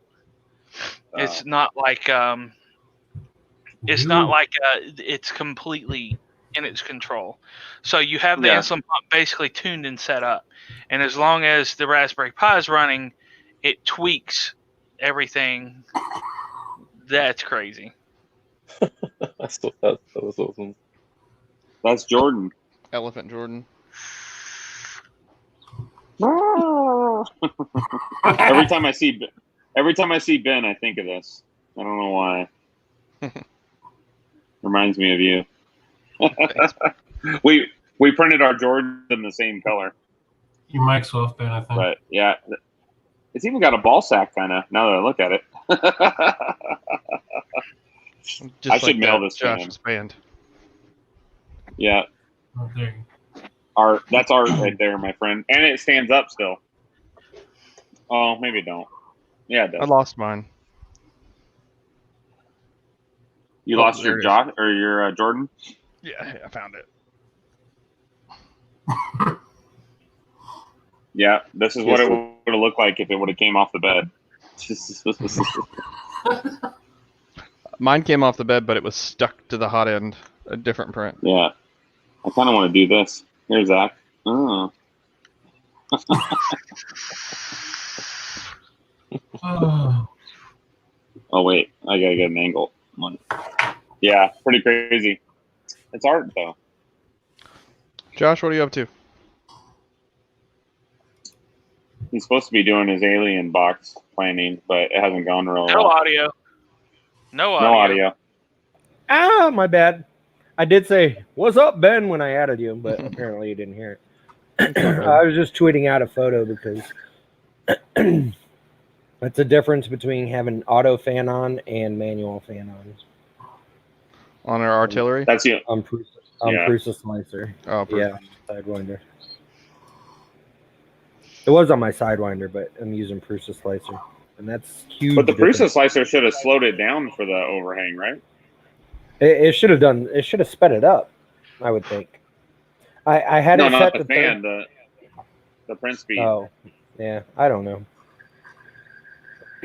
But definitely huge difference between auto and manual. I go 3 millimeters a second. External perimeters for overhangs. 100% Three? fan. Yeah. 3 millimeters a second? Well, Jason. it's model dependent, of course, but That would drive me nuts. Hey, what's up, Me Jason? too. Oh, is Too that how early slow to you're say going Happy there? Thanksgiving. Jason, yeah, that's next Thursday, sir. I can't even get it to go Hey, back. dude. Hey, Ben, as a 4 more days. faithful Artemis owner, I saw that print and I thought, man, that thing had to have been slow. So I've got 3 Delta fans in the mail for it. See if they help. Yeah, me too. Oh, you're changing the fans? Yeah.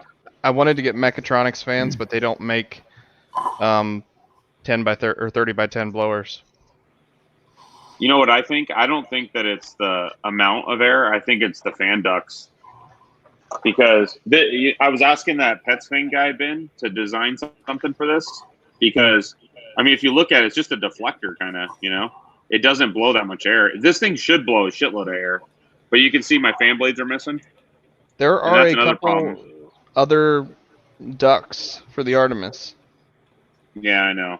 There's one that covers the whole bottom, which is kind of cool. But I don't know. I would like to design something where the fan sits up here or sits up here and has a duct that comes down like on all 3 of these. Would be cool. Mhm. But I don't know. Yeah, it didn't have any problem with this at 100% fan, 190 degrees with a 6 millimeter nozzle at 3 millimeters a second. Yeah. How long did that 4 take? millimeters a second was terrible, but 3 is that sweet spot. It took about an hour for each since they're vase mode. No. That's crazy slow, dude. But it literally defies gravity. Yeah. And this is I do love 50% that. of the model. Yeah. Are you starting to like that printer? I love my Artemis actually, but it's got some frustrating things on it. With the 6mm nozzle, it's been a little bit easier to deal with, honestly. Yeah, I have a 6 on mine too. My Profi box had a V6.6 in it, so I'm like, might as well use it. Because the profiles you sent me were all for 0.6. I'm like, well, let's just actually test out these profiles. Yeah, it's the Bowden, that long of a Bowden tube is the Achilles heel of that printer. I would like to make it like a flying extruder, or they have some that they put the extruder on its own rail, its own extrusion that goes up and down with it. But something to shorten that would be really nice, because that I don't know about you, but if you try to print fast, eventually it'll just start popping PTFE tubing out, and you got to replace them all the time. So because the Bondtech pushes way harder than it can withstand. So, I don't try to print fast with it. Yeah, it's supposed to though. That's the whole point of a Delta. Is it's supposed to print fast? Yeah, right. It printed this overnight, or actually like a day and a half. It came out pretty nice. It does. When you slow it down, it does great. I mean, that was the only problem, the chin and the breast. This is probably one of the best prints I've ever had off the Artemis. I mean, this print is flawless. Like, there's nothing wrong with it. But this was really, really slow. Really slow. But it took forever. But For I don't know. display pieces, I'd print slow anyway, so it's not that huge of a Yeah, deal. that's true. If I had a little bit better fans, maybe I could print at semi-normal speeds, but we'll check it out and see what happens. I'll be interested. So how much more air does those Delta fans push? I don't know what brand the CME CNC fans are, so I don't have a white paper on them. The Deltas are 3 CFM. Well, they have the brand on the back of them, don't they? I don't think so. Yeah. Check yours. Dan, Yeah, I'm going to. I send you a virtual hug.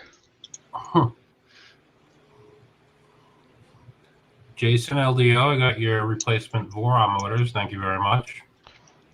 Let's tell you how good of a guy Jason is. So he was selling the Voron kits for the motors, and he'd spec'd out the AB motors to 1 amp. And there's been some issues if the gantry is not perfectly aligned, and on bigger builds, the motors weren't powerful enough. So we went through every one of his orders, no questions asked, sent out everybody new replacement 2 amp motors. Nice. Yeah, Jason is a great dude. Without even saying anything. Anytime somebody's talking about motors in the Railcore Discord, they'll pop in and say, "Hey, we don't have that, but I can do that." Right. You know, he made me 240. He made me 3 Z motors for the Railcore with integrated lead screws, and they are perfect lead screws. They are straight as an arrow, and they're the only straight lead screws I've ever seen. But here's the motor, or the fan. I don't know if you can see that or not, but what's the brand on it? It's called SDS. BDS time or GOS time, Ghost time, GOS time. They sell them on. I've gotten these on Amazon before. I bought mine from AliExpress. They didn't last too long. Yeah. Okay, so GOS time. Let's see if I can find a data sheet on them. Yeah, Hey, LDO Motors, I've got a weird one for you. Do you have, or can you get, a NEMA 17 stepper with 3.6 degrees per step? Oh, Jason, that reminds me. I know they just asked you questions, but I gotta email you later. I need magnets. I'm getting a Flex 3D drive, Flex 3 drive, and to conserve my clipper step rate, I would love to have a much lower, much longer step distance motor than what I can currently find. So I need like a 3.6 degree step instead of 1.8. Ben, you know who would know? Jason from LDO probably would know who these guys are. He seems to know everybody over there. Yeah, GDS time. I don't know what is that. What it is? I can't Yeah, tell. it's GDS time. Yeah, it's GDS. I think Yeah, I would our imagine Alibaba they're not store. that popular, Jason, just because of everybody's trying to go for precision, and I'm trying to go for not precision. Paul, how did I break your ANET? Oh, Paul. What did I do? I don't know, Josh, but you did it. Yeah, they're GDS time are on Amazon, I think. Yeah, they are. Jason says he knows GDS time. I mean, I don't know that they're bad motors or bad blowers for. I mean, my only issue is if you have a failed print, that printer will eat those fans alive. Mm-hmm. I did not tell any Bowden coupler to break. Thank you very much. What are they, Ben? Are they they're like 25 millimeter or what? 30-30-10.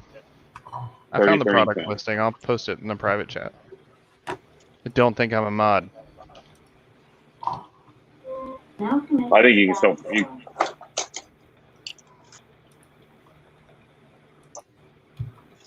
I would like to figure out how to put like a blower fan on it. So these are 1.85 CFM. Let me look at my DigiKey order. Well, I'm interested now. I've tried to look for other fans. I couldn't find any. I'm surprised you found some. Yeah, I'll give you the product for the DigiKey one. Yeah, Workaki linked me to these. Oh, on DigiKey? Yeah. So, where do you guys order the LEO motor stuff? Just on their website? I ordered mine directly from him via Twitter. Twitter. Printed Solid has a lot of them. And so does Phyllis Shooter. I you will need be something carrying. custom. Yeah, Jason's great at customizing stuff for people, and if you're looking for something hard to get, he has a lot of connections to find it. I will be carrying more LDO stuff next year at some point, once I can have the extra money to do so. Yeah, because I only need one. That's the catch. I need one, and I can't find any. Yeah, I know Printed Solid has some. I think they etched their name onto it as well, but Yeah, I but think I guarantee you they don't have a 3.6 degree. No. no, probably not. I'm sure a 3.6 degree is not very popular, like Jason said. What would you need a 3.6 for? So I love remote extruders. I've seen a lot of good stuff about the Plex 3 drive. But the thing that kills me is keeping your step rate down, because it's what, a 40-to-1 reduction, I think. Wow. Yeah, I think so. Yeah, it's a huge amount of reduction. So I need a motor. I've got a choice between a gearbox to, what's the opposite of a reduction gear? Whatever that would be. So I would need a gearbox to step up the speed of the motor per step, or a promotion gear. A promotion gear. So I would need a promotion gear to speed that up, to keep my step rate down, or a 3.6 degree step angle motor would be perfect. Because then I don't have to do anything but change my steps per millimeter. Jason, is that your correct email? Or are you missing an O after the T?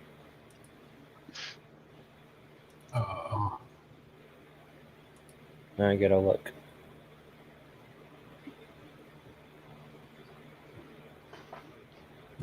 Yeah. Printer's done.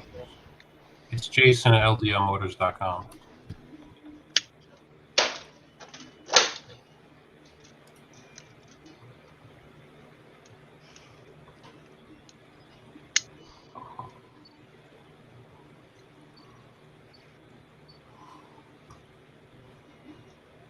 Oh, you're good, Jason. I just wanted to make sure that people had it right. Mustache stuck in this thing. What the hell?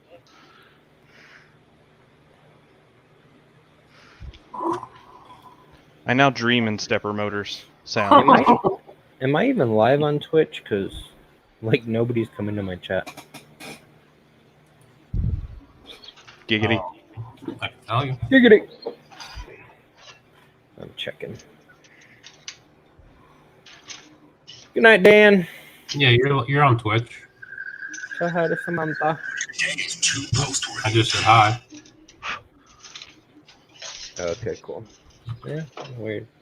Usually I get at least a couple people popping in. Good night, Dan. Sleep well. Brian Vines. So what? Just email Jason. Yeah, just email Jason. He said nobody carries a 3.6 already. Yeah, I figured as much. Yeah, that's not something you'll find at any of our distributors. I figured as much. I mean, if you want to go somewhere else, I know Stepper Motor Online has pretty much everything.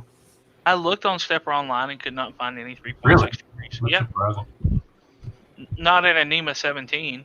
How much accuracy are you going to give up for 3.6? 40-to-1 reduction. Sounds good, Jason. Have a good night. Take care of the little kids. With a 40-to-1 reduction, I already have basically 40 times more accuracy than a direct drive, assuming that the hob is the same size. So I'll be giving up 50% of my accuracy, but I'm already way over. That's the thing. Why not just make a different extruder? Because I wanted the remote direct drive. I know, but why don't you? I mean, couldn't you make it less than 40-to-1? Check the link. I couldn't, but Flex 3 could. Check the link I pasted in private chat. I think that's. But the Flex 3 is just a. I mean, it's an all printed model, right? I mean, aren't they? It's a printed extruder, right? No. Yeah, but the screw is not 3D printed. Yeah, it's like a worm nylon gear. something or other. Yeah, the worm gear is precision made. Yeah, and that's my current plan is to build that thing. Yeah, I probably will too.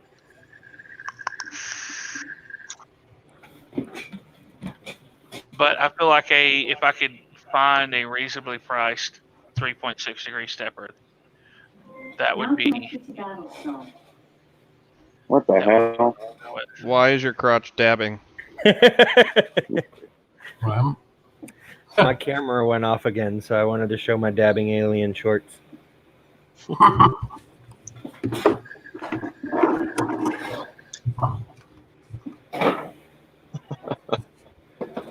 I'm back. Max happy. Yeah, when you look at NEMA 17 on Stepper Online, you get 0.9 or 1.8. Yeah. Don't think I've seen anything else than that.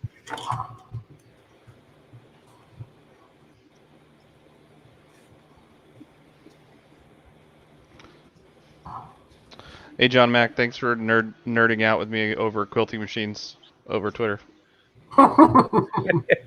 Brian Vines must be watching because he just tweeted me Alien 3 dab. Yeah, like literally when I go on Stepper Online and look at all of their standard steppers of all sizes, the step angles they have available are 0.9, 1.2, and 1.8. 1.2.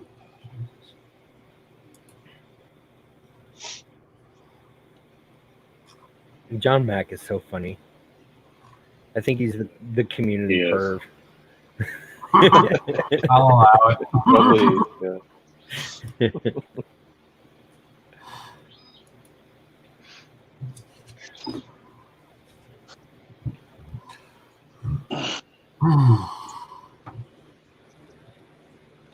All right, guys. Well, I gotta jump. I still gotta go to the store. So. All right, man. Thanks for popping in. Yeah, thanks for letting me be on here. Even though you're an asshole, sir. No, I'm kidding. Stephen, before you go, there you go. Feast your eyes on the ZLT. I love that thing, dude. God damn, that is so nice, man. Are you not telling people where you got it, or? Wait, what? You can I hit me missed up it. What privately. What did I see? Oh, because I asked on Twitter where you bought it from. I'll I tell didn't you see like a sometime. response. I don't. Okay. Ben, what did It you looks show like off? I missed it. It looks like a Philistruder one. Oh yeah, he came down to my Ooh. neck of the woods and picked that up. It's awesome, man. What is it? That is a nice. It's a It's a rail core. ZLT, Oh, it's a ZLT. Yeah, the white one. and it's And a damn nice one. Philistruder did do the panels, but those were before I got it. Yeah, because I just know Philistruder is the one that does the white panels. Support Philistruder. He's a good dude. He's lucky because had I seen that for sale so close to me, I might would have picked it up. I drove to pick this up in the middle of the night. I left my house in West Virginia at 7, got there at 11, was home in bed by 3:30 a.m. and went to work the next morning. Oof. Oh my god, dude! I was not letting that hit marketplace. Yeah, Yeah, see, that- I could have been there in 30 minutes in the middle of the night. Oh, I thought it was a brand new one, Ben. So you bought it from somebody else? Yeah. Yeah, it's nice, man. That's a nice printer for sure. Somebody's Yeah, put a lot of work into that. He drove past my house to go get that printer. It has all of the upgrades that my machine has. The only thing it doesn't all the have aluminum. is Halo, but it's already. But you don't square, need it so if it's don't square. really worry Yeah. about it. Tim takes great care with his panels. Yeah. So you're not going to have to worry about them showing up for your live stream build and not being square, or not having all the holes drilled exactly. in them. So yeah. Yeah, I tell people support Tim. Tim has been amazing to me with my rail core. Like he sent me a whole wiring.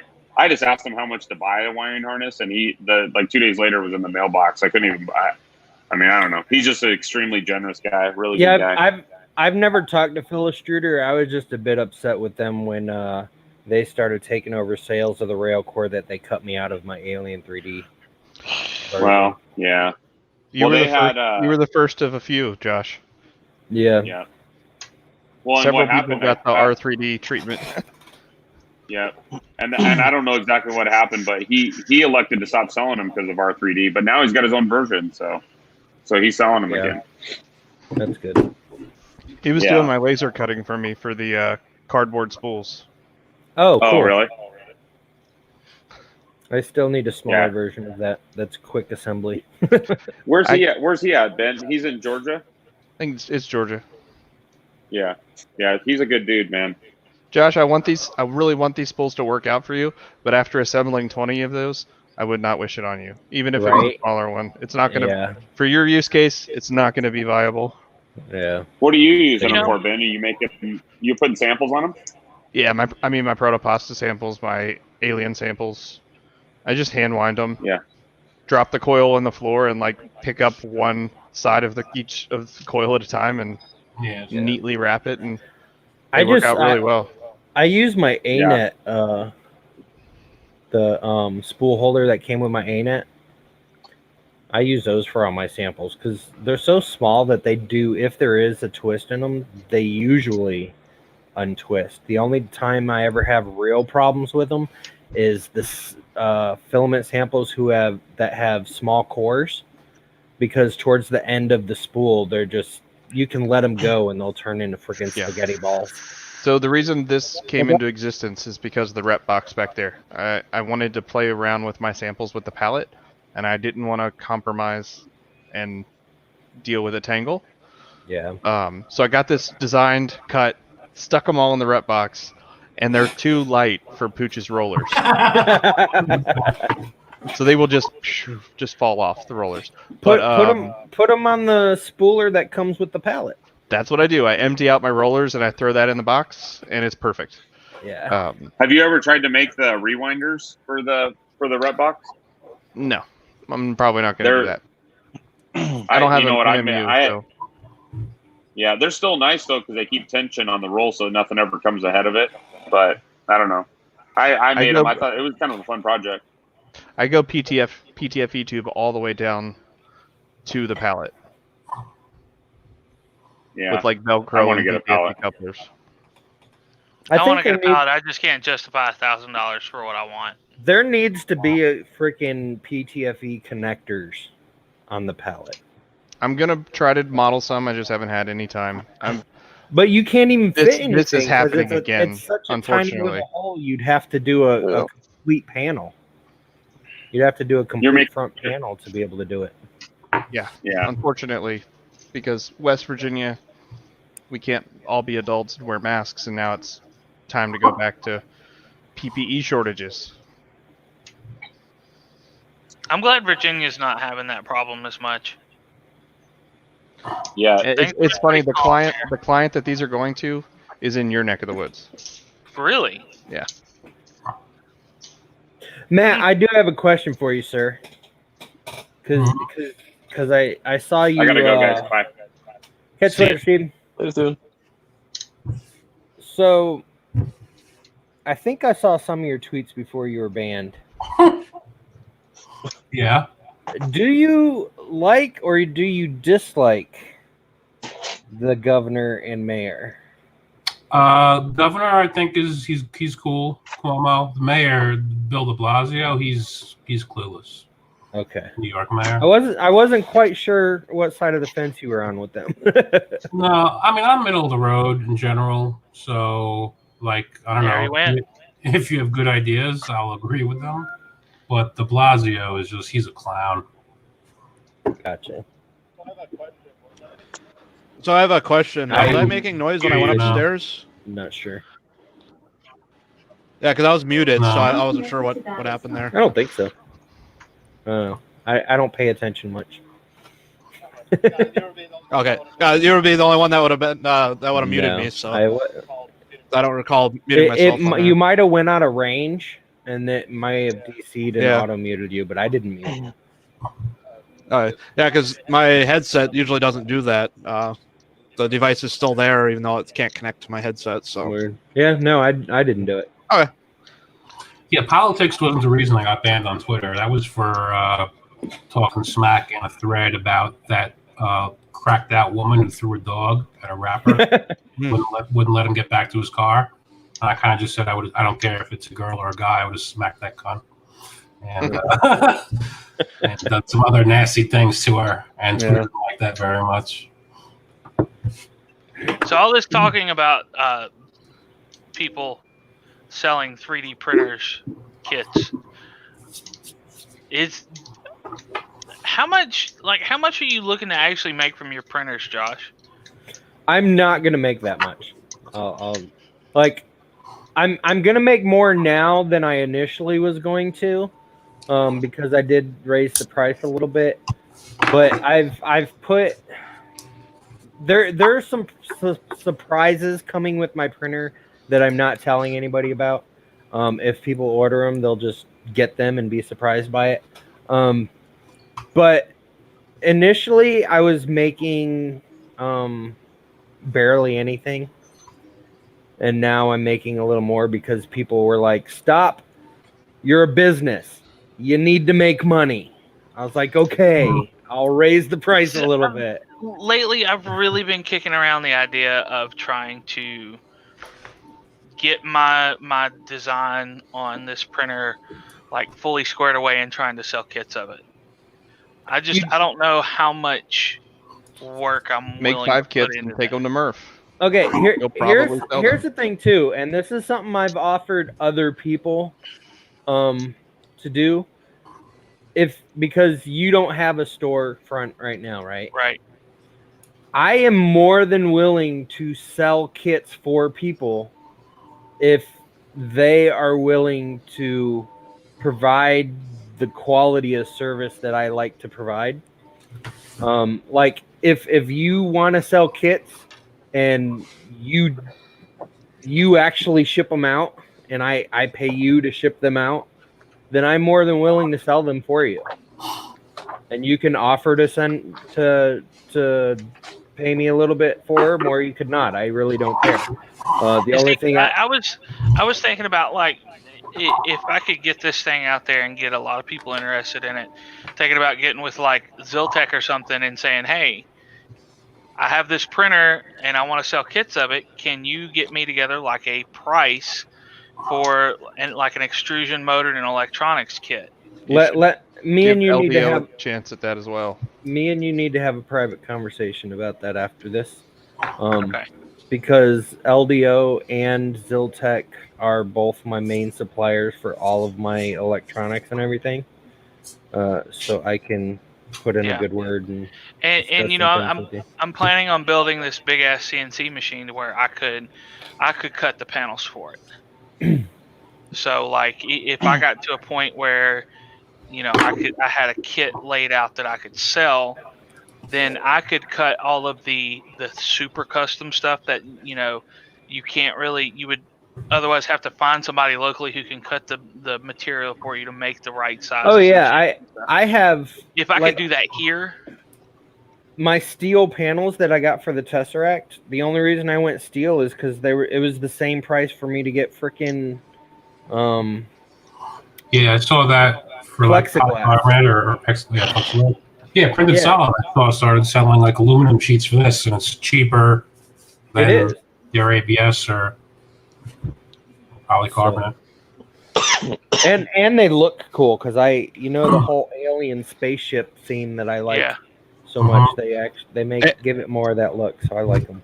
And Zach, since it's going to be a kit, go look at Railcor's old build guides, and this is what you do not want to do for your build guide. Dozuki. Yeah, I think I'm gonna hire somebody to make a build guide for me because. Yeah, because the wiring portion, like the rest of it was okay. That wiring was just terrible. Can you hear me still? Yeah. Yes. Okay. I'm actually contemplating doing the electronics part myself. When I ship out the kits. Because I think it'll be easy. I don't know if you have like pre-wired electronics and then. Yeah, that's what I'm thinking about doing. Or pre-wired looms, pre-built looms. If you look at my, I don't know if you've seen my PCB that I've been showing on Twitter. Yeah. But it's just a 6-pin Molex and 2 USB-Cs going to the extruder. So I mean, it should be simple as heck. And you know, if you and I work together on this thing, I would want to co-opt that little piece of tech for my kit because I'm using something similar with the Cat 5. Yeah, I'm releasing it open source. Well, I mean, I'm gonna sell them, but yeah, I mean, I'm cool with that. You know, I want a few of those. Yeah, I know. I got to get them in hand first. I don't know how many, because the guy that designed it for me is doing the soldering for me for the first couple, just so I can get the prototype done. Andrew, I think his name is. And then I finally got, it took PCBWay, they advertised their 24-hour turnaround time. It took PCBWay 2 weeks to get back with me after I put the order in. Holy crap. There's a PCB company that I use called Oshpark. I've used Oshpark before. They don't do assembly though. Oh, they don't do. Okay, that's because if anybody was counting on me to do soldering on a USB-C, freaking tiny little closed stuff, no, it'd all be joined together, and as soon as you plugged it in, it'd be a Creality machine. There would be smoke. Let me see if I have one of these sitting around. Hey Josh, I'll tell you what. I'll give you my design, and you can sell my kits, and you can just give me like a little tiny itsy bitsy royalty off of it. Well, see, the problem with that is I'm a broke company. Literally, everything that I order, I fund from the previous orders. Right, yeah. I don't have any spare overhead. Does Jason get you the electronics parts for your boxes for your projects? No, those I get from Ziltech. Ah, gotcha. Well, they have that much random stuff on there, huh? Dude, I love Ziltech. Oh my god, I love Ziltech. I haven't explored their site recently. Dude, their extrusion is excellent, and it's a lot cheap. of Ziltech's extra electronic parts that they show or that they sell are stuff that they had left over from UFOs, I think.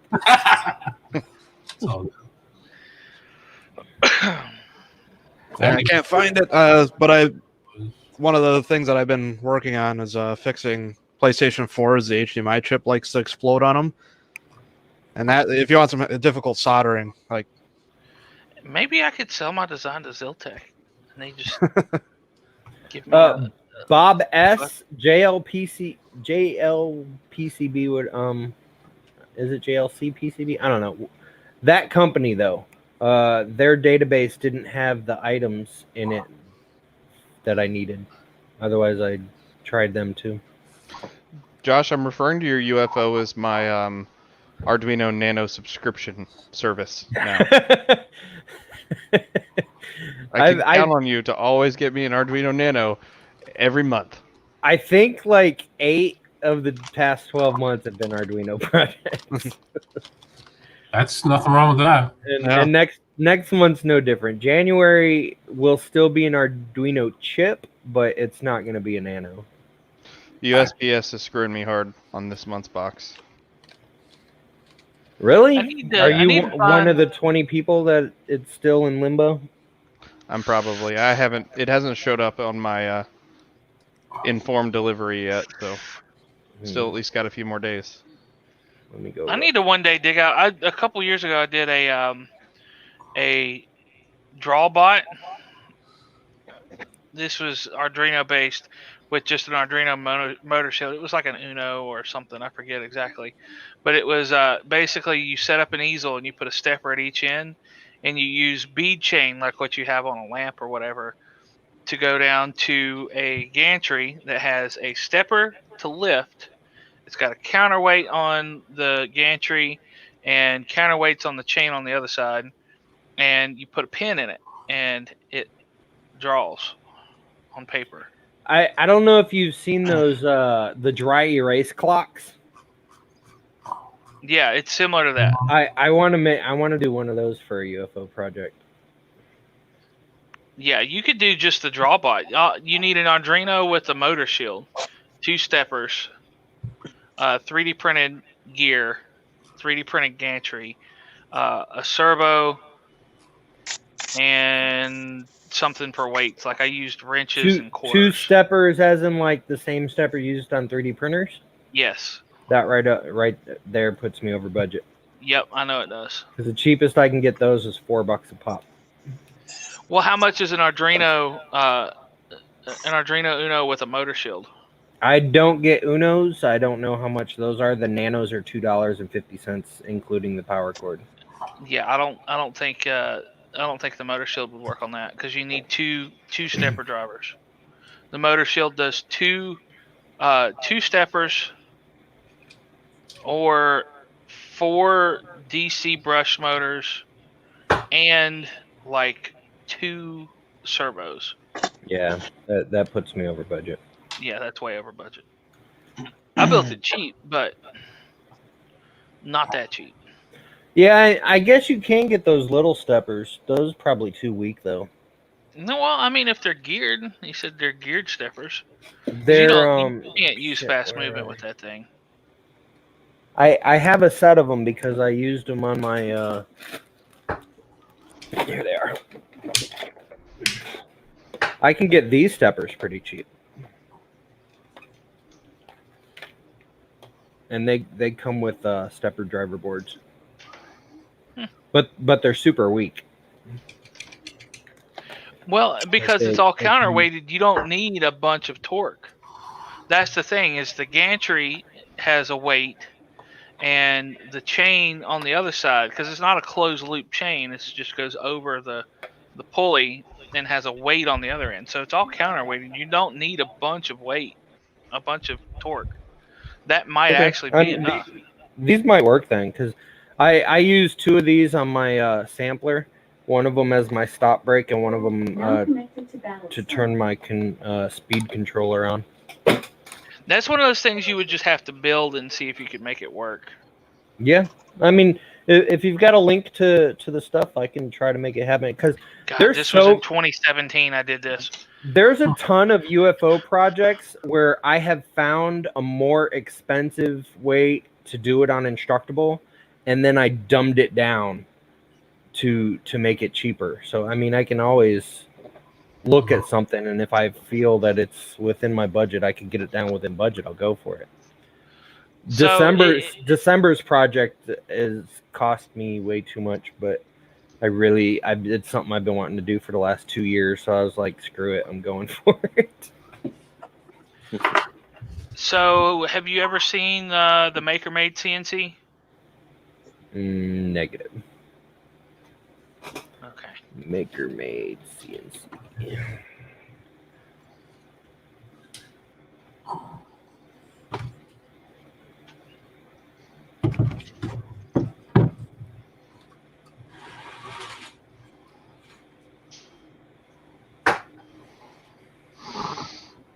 Is it makermade.com? Maybe.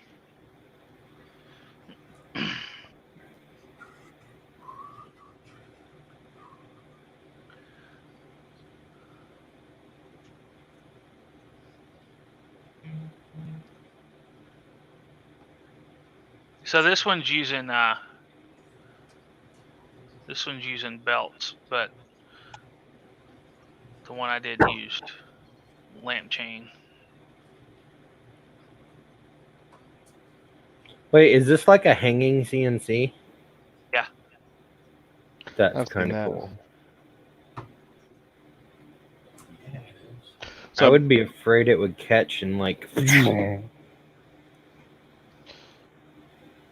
So my dishwasher blew up today. Yeah, I saw it. Wow. Magic smoke, fire out the handle. It was glorious. Wow. That's impressive. Yeah. The house still smells like magic smoke. Did Creality make it? I'm guessing it had a 32-bit Creality board in it. That's what happened. Yeah. And they downstepped the power from 24 to 12 for the timer. DC to DC converter. Yeah. Why would anybody think that was a good idea? Okay, I found the one I built. It's basically this with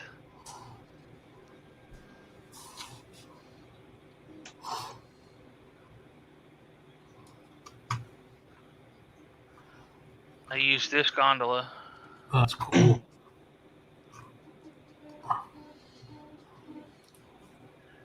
And they used a similar pulley to this one, but it wasn't exactly the same.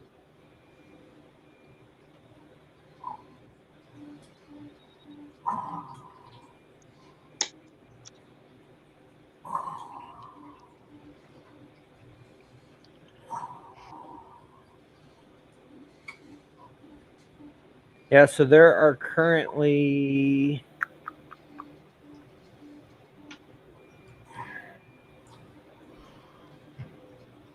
Yeah, John Mac, that's what I was talking about. This is basically a draw bot that uses that same design principle. There are currently 34 UFOs that are in limbo. Am I one of them? I don't see your name. Are you sure you haven't got yours? I'm sure. Let's see. Just gone. Oh, there you are. I was looking for the wrong name. You saw William, didn't you? Yeah. I need to fix that. That way, if I win another mothership box, I'll know that I won. Yeah, yours says it's still in Ocala, which means it probably just is sitting in Jacksonville for some reason. I don't know why they do this to me. I'm waiting on something from Prusa, and it's been like 2 weeks for filament and parts.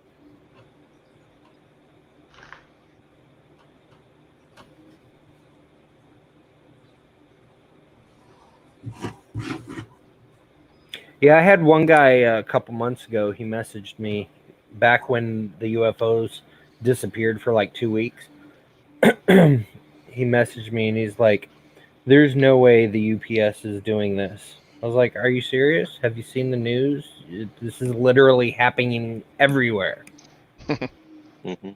And the next day his arrived without being it went from label created to delivered. And then the next day after he got it, he unsubscribed.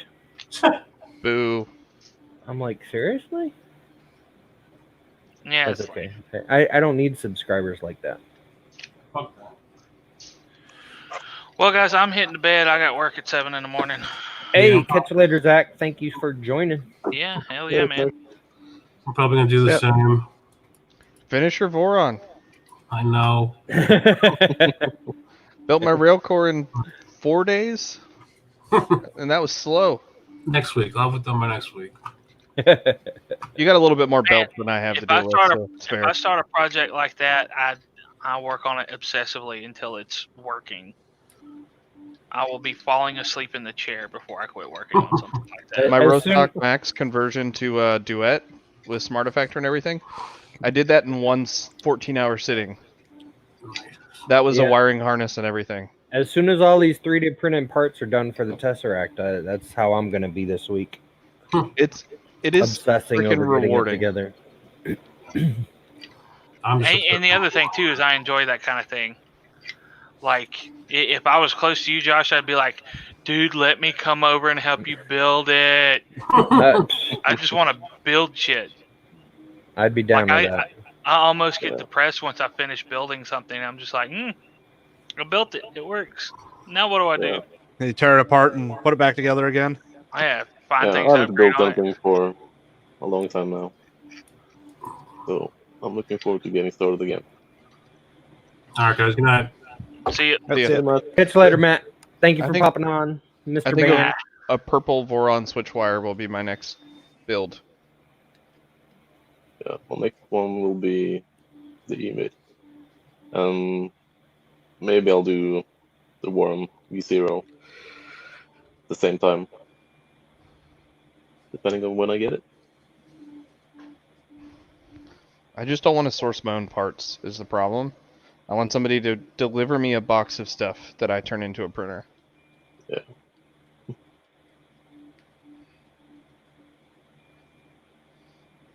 So the Emit is designed by me, but I probably won't design another one for a while. We'll see. I do have ideas though. There is a project that was on the Verf chat that seems very interesting. Basically, a better version of one of these. Yeah. Because these things suck really, really bad for trying to put stuff together. Is that a dildo? It kind of hurt. It's one of those 3D pens. Oh, okay.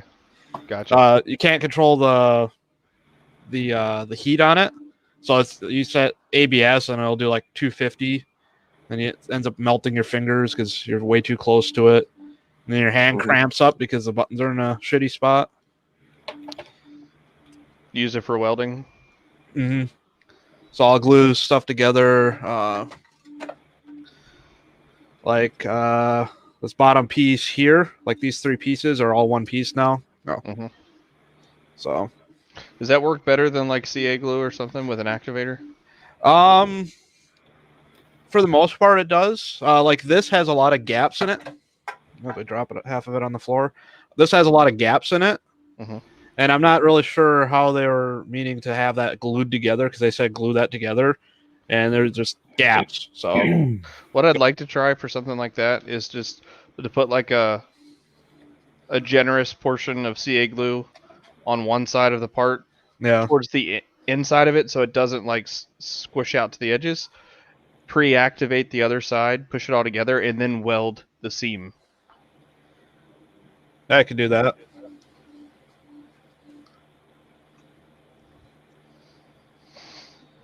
Michael Molinari says I could use those for a hang plotter. What the hell's a hang plotter? The things that we were looking at before, where it was hanging down and it was doing the. But how do you get it to not draw when you don't want it to draw? You draw.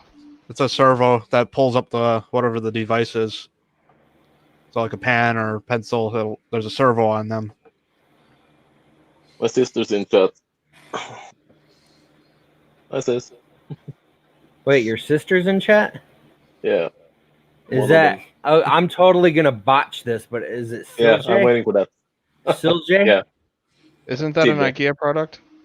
No, or maybe. Wait, you never sorry, told me you had a sister. Is she single? I have 3. No, she's not single. Damn. I have 3 sisters. I've been watching the Viking show. Y'all Viking women over there are vicious. Yeah. That's a great show. I also I came across this parody Viking show too that is just freaking so stupid, but it cracks me up. That's Norwegian, I think. Is it Norwegian? Yeah, I think so. Can't remember the name of it, but it's freaking. In Norwegian, it's called Vikingane. If I remember correctly. I haven't seen it yet. I just seen clips of it, but it looks fun. Josh, I've been using my super lube. I was about to buy a bottle of that stuff, and then my UFO came, and I'm like, it's funny because literally the entire 2.5 years, anytime I include some kind of useful tool like that, somebody always says, "I was just about to buy this." Like next month's accessory. For those of you who have been subscribed for the last 2 years already, it should be no surprise. But I think it'll be something that a lot of people will use too. Yeah. Oreos? Not Oreos. I was getting all ready for a spoiler and to get mad at you for spoiling like I did with Shane yesterday, and then that made me happy. So thank you. I like to be surprised. No, I like to be surprised. I like to be surprised, but Shane took that from me. all I showed you was the one thing. But then I went and looked at the spoiler because you already ruined half of it or part of it. So, Josh, I don't print Pet G. So thank you for all the Pet G lately. Wait, what? I don't use Pet G, like ever. Why not? Because this is a PLA house. But why? Because of what the kind of stuff that we print.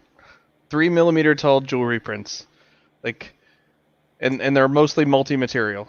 So what's wrong with Pet G? It's more expensive, and there's not as beautiful colors and silks. I mean, that's kind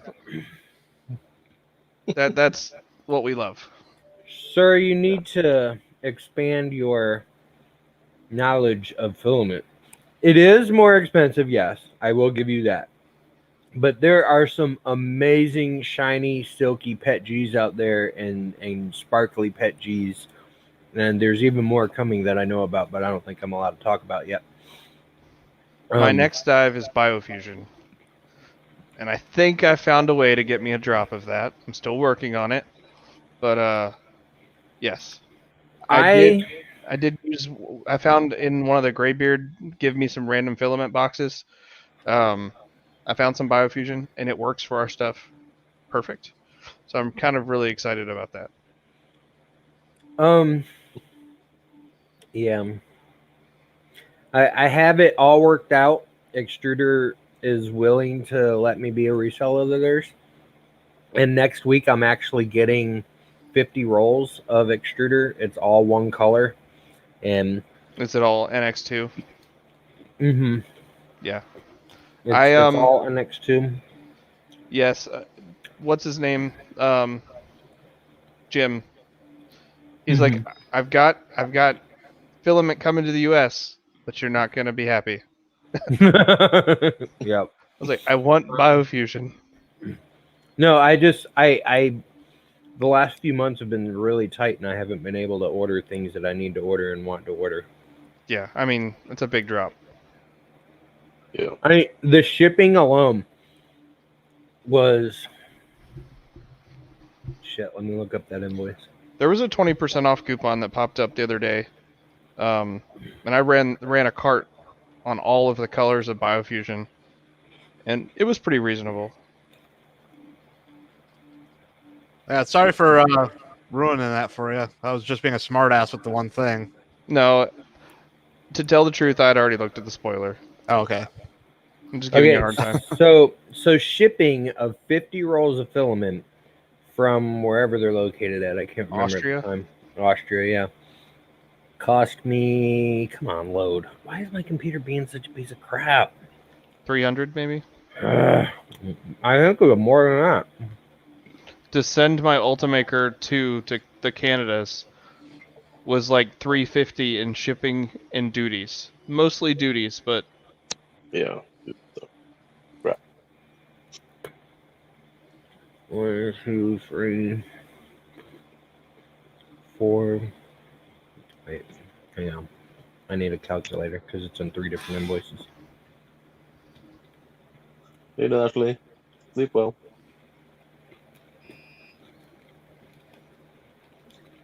Good night, Ashley. Sweet dreams. Feel better. Oh, shoot. What did my calculator just do? It switched to volume. How do I get it? Standard. There we go. All right. all right, friends, I got to go help out the wife for a little bit, and then I'm coming back to the workshop to sleep here to run Shield through the night. Hang on. I got to that's the convert thing that we euros do. to dollar real quick. I'll wait for you.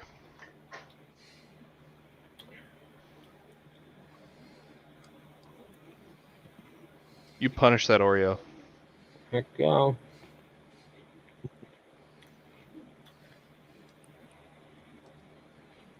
right, so it was $552 just in shipping for 50 rolls of filament. Holy crap. On the retail side, I think 10 rolls of filament was only going to be like $30 in shipping. Must really exponentially increase. Camera messed up again. I know, I have to talk to him about that. Yeah. Maybe I didn't get far enough to put in my address. I can't remember. I thought it was like an international shipping rate that I saw, but I have to look again. Yeah, but it cost me $552 just in shipping for 50 rolls of filament. And 50 rolls of filament is not that many boxes. They sent it in 3 boxes. So yeah.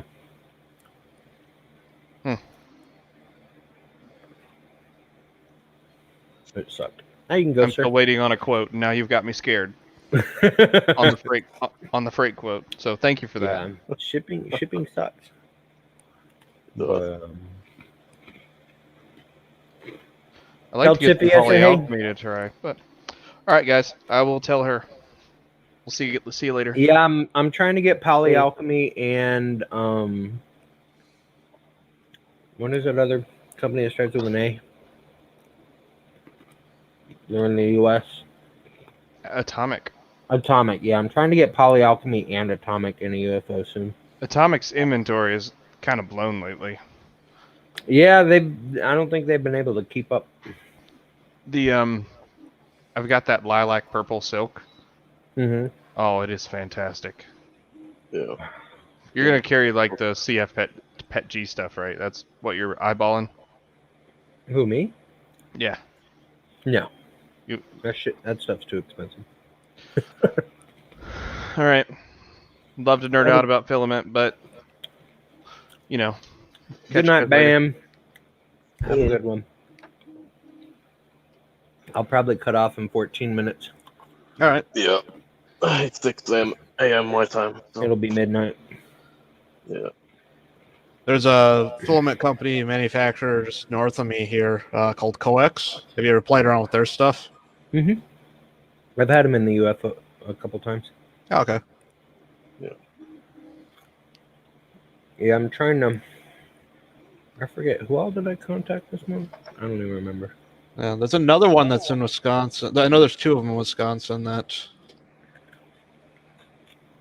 One of them was kind of more sketchy. They do like metal fill stuff, so it wouldn't be a UFO type thing. Yeah, I want to do more random things, but it seems like anytime I do something too exotic, nobody ever uses it.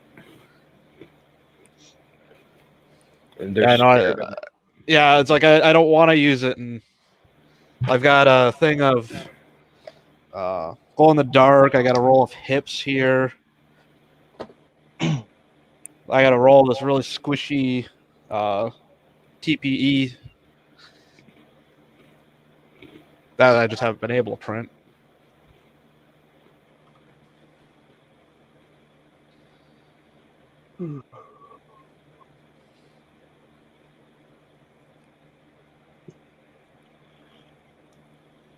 Yeah, I have gotten feedback from people like opposite of Ben, who hates Pet G apparently, who have thanked me for putting Pet G in the UFOs because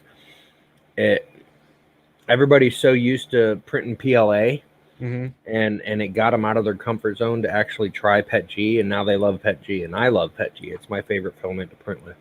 Yeah, there's some things that work halfway decent, like my fan holder stuff made out of Pet G, but all my prop stuff is all ABS. Well, ABS is it's a lot harder to print. It is. I've tried printing a few things with ABS when I first got started, and unless you have an enclosure and can really control the temps and stuff, it's a nightmare. Yeah, it's not something that would be, good just getting out of the gate. It was cool to smooth though. I put what was it? I think it was a Hulk inside a jar with some acetone, and I kind of over smoothed it, but it came out really cool looking. Now, where did I put that? I've been working on my vapor smoothing stuff, and this is just with a quick shot of gray primer on it, but you could barely see layer lines in it. That's awesome. You can see it in the back of his head, but it's the back of his head, so it doesn't really matter.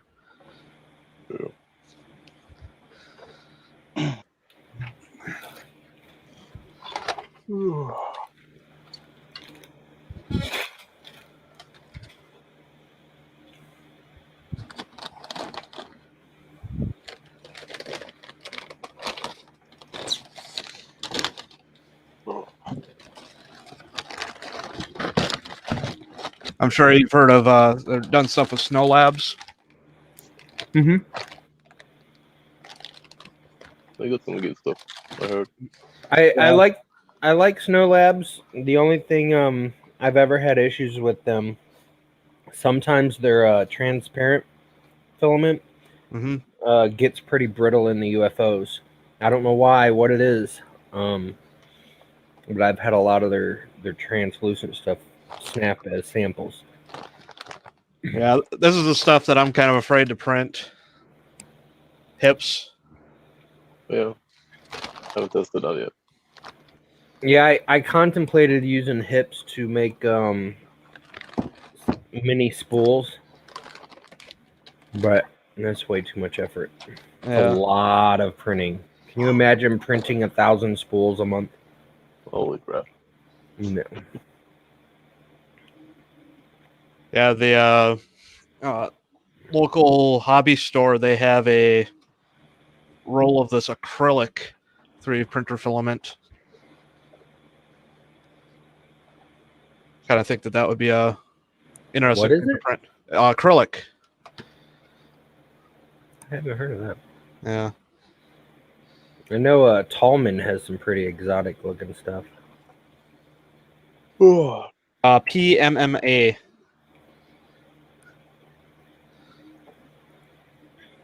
It sounds familiar. Do I sell that? I started selling some industrial filament a couple months ago, and nobody has bought any of it. Yeah. The coax, they basically rebranded 3M stuff. I think that's what it is. So this is their TPU. Yeah, like super stretchy. I haven't been able to get a successful print with it yet, just because it's so squishy.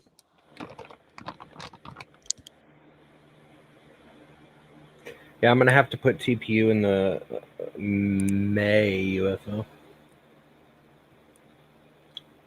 for reasons I cannot discuss at the moment.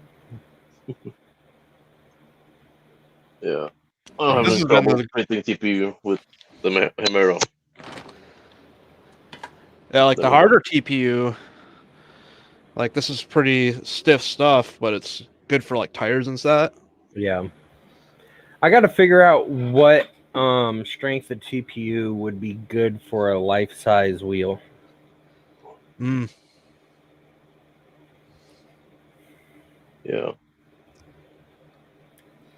I don't know. Because I have a plan for Earth next year. How many people are watching? 17?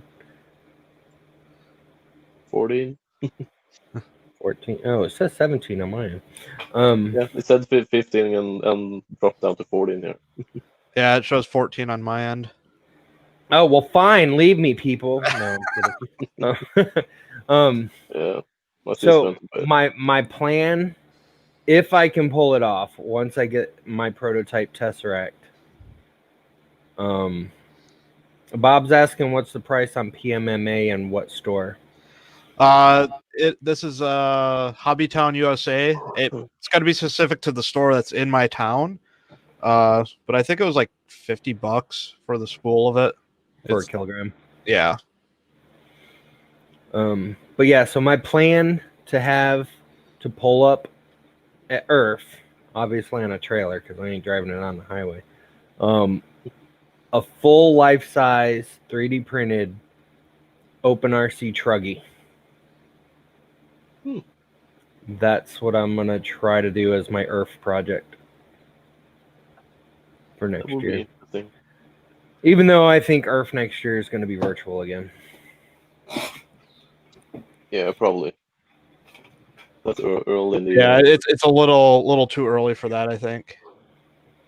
But I can get started on it now, and in 2 years, when we have a real life Earth, I can have it done again. You have a place Hey, to what's store up, it? old curmudgeon? Do I have a place to store it? I might have to rent a place to store it. Yeah. Because commercial. Yeah. Oh, Bob S. Yeah, it's the one in Green Bay. They have a spool of it. I think it's like $45-$50. It's in the back corner, back by the ABS. It's in the back corner. When you walk in the store, there's a exact opposite corner is where it's at. Now connected to battery store.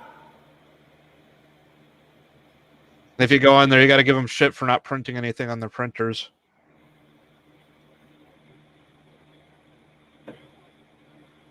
Yeah.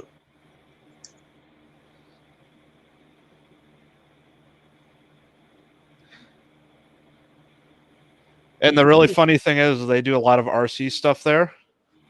And half the people there had no idea what this was. They do 3D printing and RC stuff, and they didn't know what the Open RC was. Not good. Nice colors on that Open RC, by the way. Looks good. What you say, Maker? Maker Viking? Nice colors on the Open RC.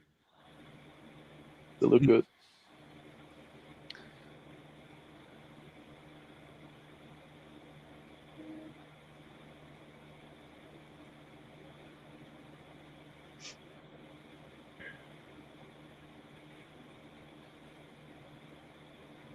Wait a minute.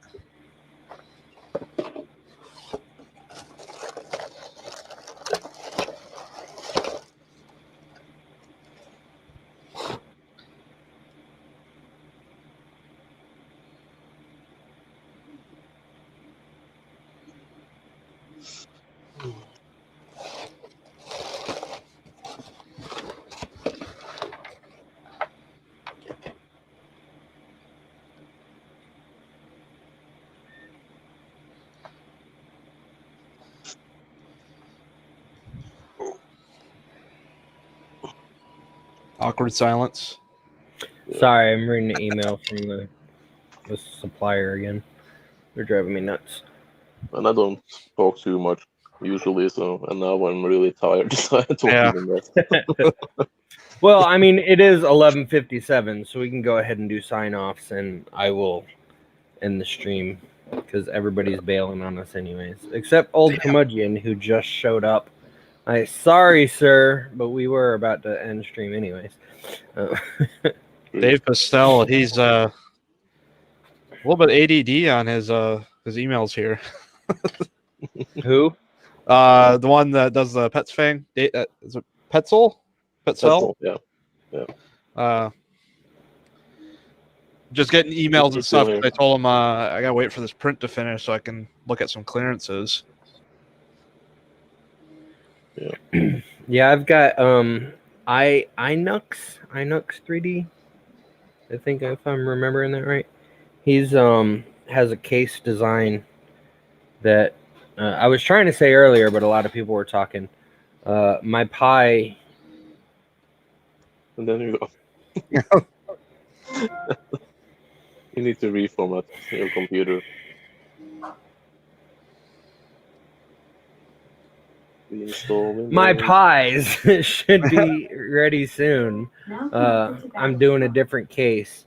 But the Alien 3D Octopies are technically for sale already on the website, but they're not ready to actually start shipping yet. But I'm excited about these because they serve as their own access point, or you can use that access point, and you can use that access point to connect to your local Wi-Fi. So you don't have to like enter username and passwords pre-configured by whoever does it before you send it, whatever. But yeah, access point. And I'm kind of tired. Sorry, I'm kind of blabbing. And Pi Force Bees with an RGB fan because I have to sparkle. Of course. I have to make it look cool. I had to make it look cool, damn it. Yeah.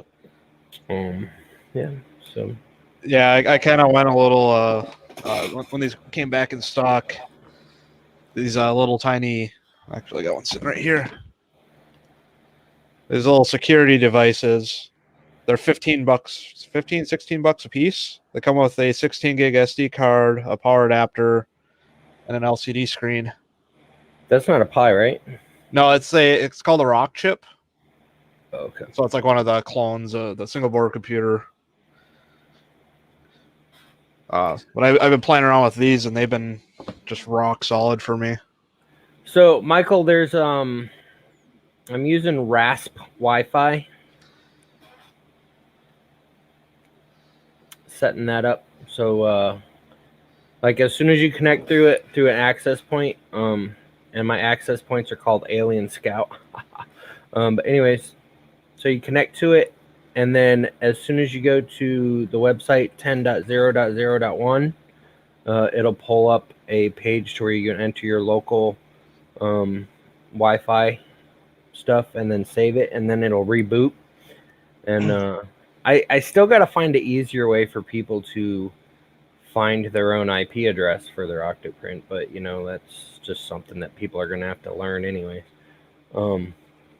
And then once you enter your IP address for your Octopi, it just goes into Octoprint. There is a boot message that you could do, they could plug in a display to it when they first boot it up, hooked up to a network. Yeah, but a lot of people don't have a display to plug into it. Yeah, that's true. But that would be one way. That'd be one way to just have that on there, just so they can just plug it into their TV, see what it actually does, and that IP address should stick with that device. So later, red lights. Sleep well. Catch you later, red light. You don't have to put on the red light, Roxanne.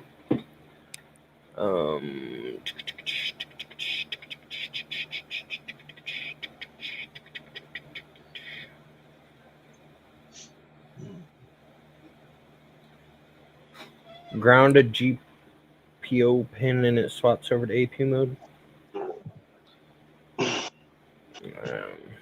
I don't want people to have to do all kinds of weird, funky stuff. And I have it set up to where if it won't connect to the local Wi-Fi after, I think, 60 seconds or 180 seconds. I can't remember what it's set to. I'll have to ask. But it'll switch back to AP automatically. Yeah, nice.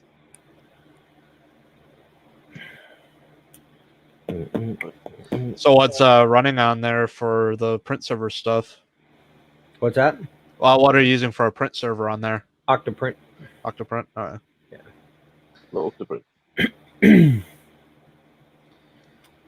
Yep, I already have Gina in the loop, and as soon as I'm ready with the cases, she's gonna add me to her website. And fucking god damn it. Now connected to Battlestar. Thank you, Alexa. Shut up. Like that's the first time I've heard you swear. Oh, really? I've been cussing a lot tonight. Well, like usually I don't cuss. Like on Alien After Dark, I'll open up a little more and I'll cuss more. But on my regular streams, I'll always say like biscuit eater and oh my cookies and stuff like that. This has just been a frustrating week, so I've been kind of cussing a lot tonight, and I apologize for anybody who may be offended by so, but fuck it. Yeah, I don't care. It's one of Probably those people that do though. Mm-hmm. Yeah, and it's midnight. So. Yeah. Oh, what was it, the person's name? Bob S. There's a local company that's going to be doing a live stream, kind of like what Alien 3D was doing for the 1-Up for the Child Hospital. Yeah. Who's doing that? When? I'm trying to remember. Trying to talk and trying to remember the name. It is. Hold on, I got an email because they went live tonight. Let's use that. Trash. That was. Oh crap. Who was it? It was Game Trade with the drop rate. That's the person on Twitch. That's their thing, but it's Greg at Game Trade is going to be the person that's doing the stream. Yeah. And I was actually telling him about what Josh did there and trying to get him to use StreamYard so they can bring in some of their other workers or random people from the community to. Yeah, definitely use StreamYard, and it streams to Twitch and YouTube. So yeah, like right now I'm streaming to Twitch and YouTube simultaneously. Yeah.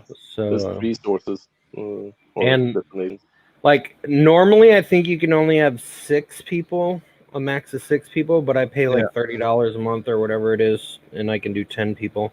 I need to stream more so I can actually get my money's worth out of this. You do. Yeah, but I was telling him about that, as well. But for him, like having more than 6 people would probably be more detrimental. So, does he have hair to shave? Does he have a beard to shave? Not really. I think he's a business owner, so he's pulled out most of his hair. So, hey, what's up, Shelly Durr in Twitch? Long time no see. I'm good. How are you doing? I'm about to cut off here because I've been streaming for like 4 hours now. Has it been 4 hours? Holy crap! It is 3 hours, 55 minutes, and 11 seconds. Yeah. Oh crap! It's almost 11 o'clock. Yeah, it's getting late. 6 a.m. here. Yeah, Shelly, I'm gonna start streaming. Try to start streaming more often. This month I think I'm actually gonna start streaming my samples that I'm making while I'm doing them and while I'm packing the UFOs, so people don't think I'm just slacking off and lying to them all the time. But no, and I have a gaming stream once a month. It's the first Sunday of every month. So definitely come back for that. But I think I'm gonna until either Twitch or YouTube bans me from dual streaming, because I think Twitch doesn't like it. I really don't care. I'm not a partner. You don't pay me, so I'll stream wherever the hell I feel like it. Thank you very much. I think that's when it becomes a thing. Is if you ever partner with them, you can't dual stream. They better pay me. Mm-hmm. That's all I gotta say. They paying me? Sure, cool. I'll only stream on Twitch, but I better see the green. But anyways, so yeah, first Sunday of every month I do a gaming stream and try to raise money for Extra Life. So yeah, come back. Otherwise, I'm about to cut out here. Shane, would you like to do a sign off, sir? I don't really have any socials to throw out there, so. Yeah. Well, fine then. Don't be social, sir. Yeah. Not really a social person. I'm just kidding. I appreciate you hopping on. Viking? Yeah. Maker Viking everywhere. YouTube, Twitter, Facebook, yeah, whatever. When things settle down, I will start on the email and start streaming and make videos. And I also have War on V0 on the way. Do I need to come to Norway and help you freaking move so you can get no. that shit done, sir? There's other reasons. Is your girlfriend gonna stream with you? No. Why not? You don't want to. God, a party pooper. Yeah, that's how it is. No. Yeah, but that's what I have planned now. But I definitely will stream and make more videos when things settle down a bit more. That's my plan. Yeah, I need to start making more videos of the stuff I'm doing, like my dice. I really should have recorded that. Oh well. Anyways, I'm Josh from Alien 3D. I sell stuff, 3D printing, alien3d.us. Follow me on all the things. Just search for Alien 3D. I'm everywhere. I will probe you. But yeah, if you like to be probed, follow me. Yeah.